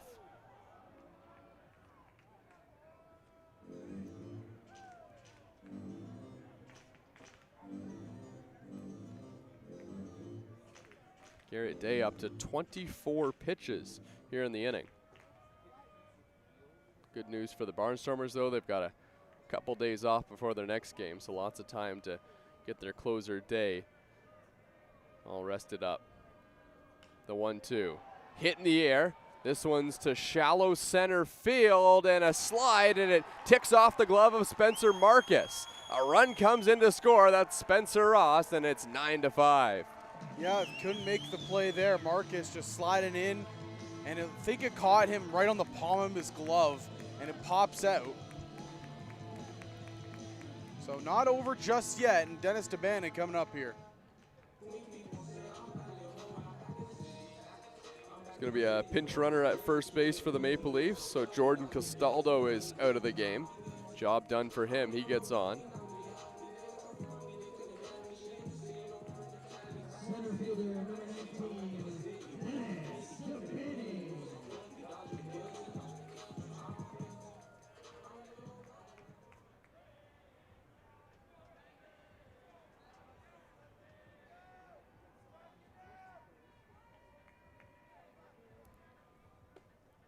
demanding a big cut at the first pitch. So Spencer McInnes is going to be the runner over there at first. Yeah, they elect to go for some extra speed there.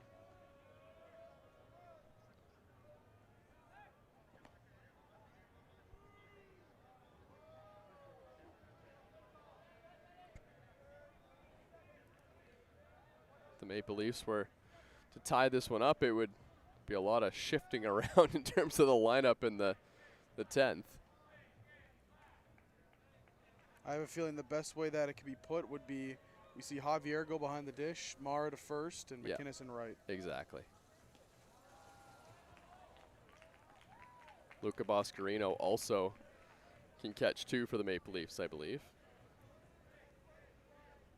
In fact, when this season started, it was Luca Boscarino and Justin Mara. Then Boscarino gets injured. The Maple Leafs, that might have sparked the decision to bring in John Javier. The 1-1. High chopper. This one's to Goodwin at short. He goes to first in time, and that's the ball game. The Chatham-Kent Barnstormers win this one 9-5. It was a late surge after the Maple Leafs led 4-0. Chatham-Kent got 2 in the 6th, 5 in the 7th, and 2 in the 8th to take this one away from Toronto. Yeah, it was that big 7th inning. They score 5, they take the victory, and they just played a sound game really from there. And you got to credit Ankensuka for the dominance once again. We always talk about it, how he's able to go deep in ball games. Doesn't matter what the pitch count is, he'll continue to go deep in the game. He did it again here today. Yeah, 8 innings. He threw 126 pitches, saves the bullpen right to the closer and Garrett Day, who comes in and finishes out the ball game, and Akatsuka ends up giving up 4 earned runs over 8 innings. And I mean, without that effort, I don't know how much the Chatham-Kent Barnstormers had in the way of arms. Akatsuka saved them from even having to test that. So the Toronto Maple Leafs, their losing streak at home extends to 9 games as Chatham-Kent takes this one 9-5. They had 9 runs on 10 hits. The Maple Leafs 5 runs on 8 hits in this one tonight. For myself, Thomas West, as well as Zach Benoit. Thanks for tuning in. Have a good night.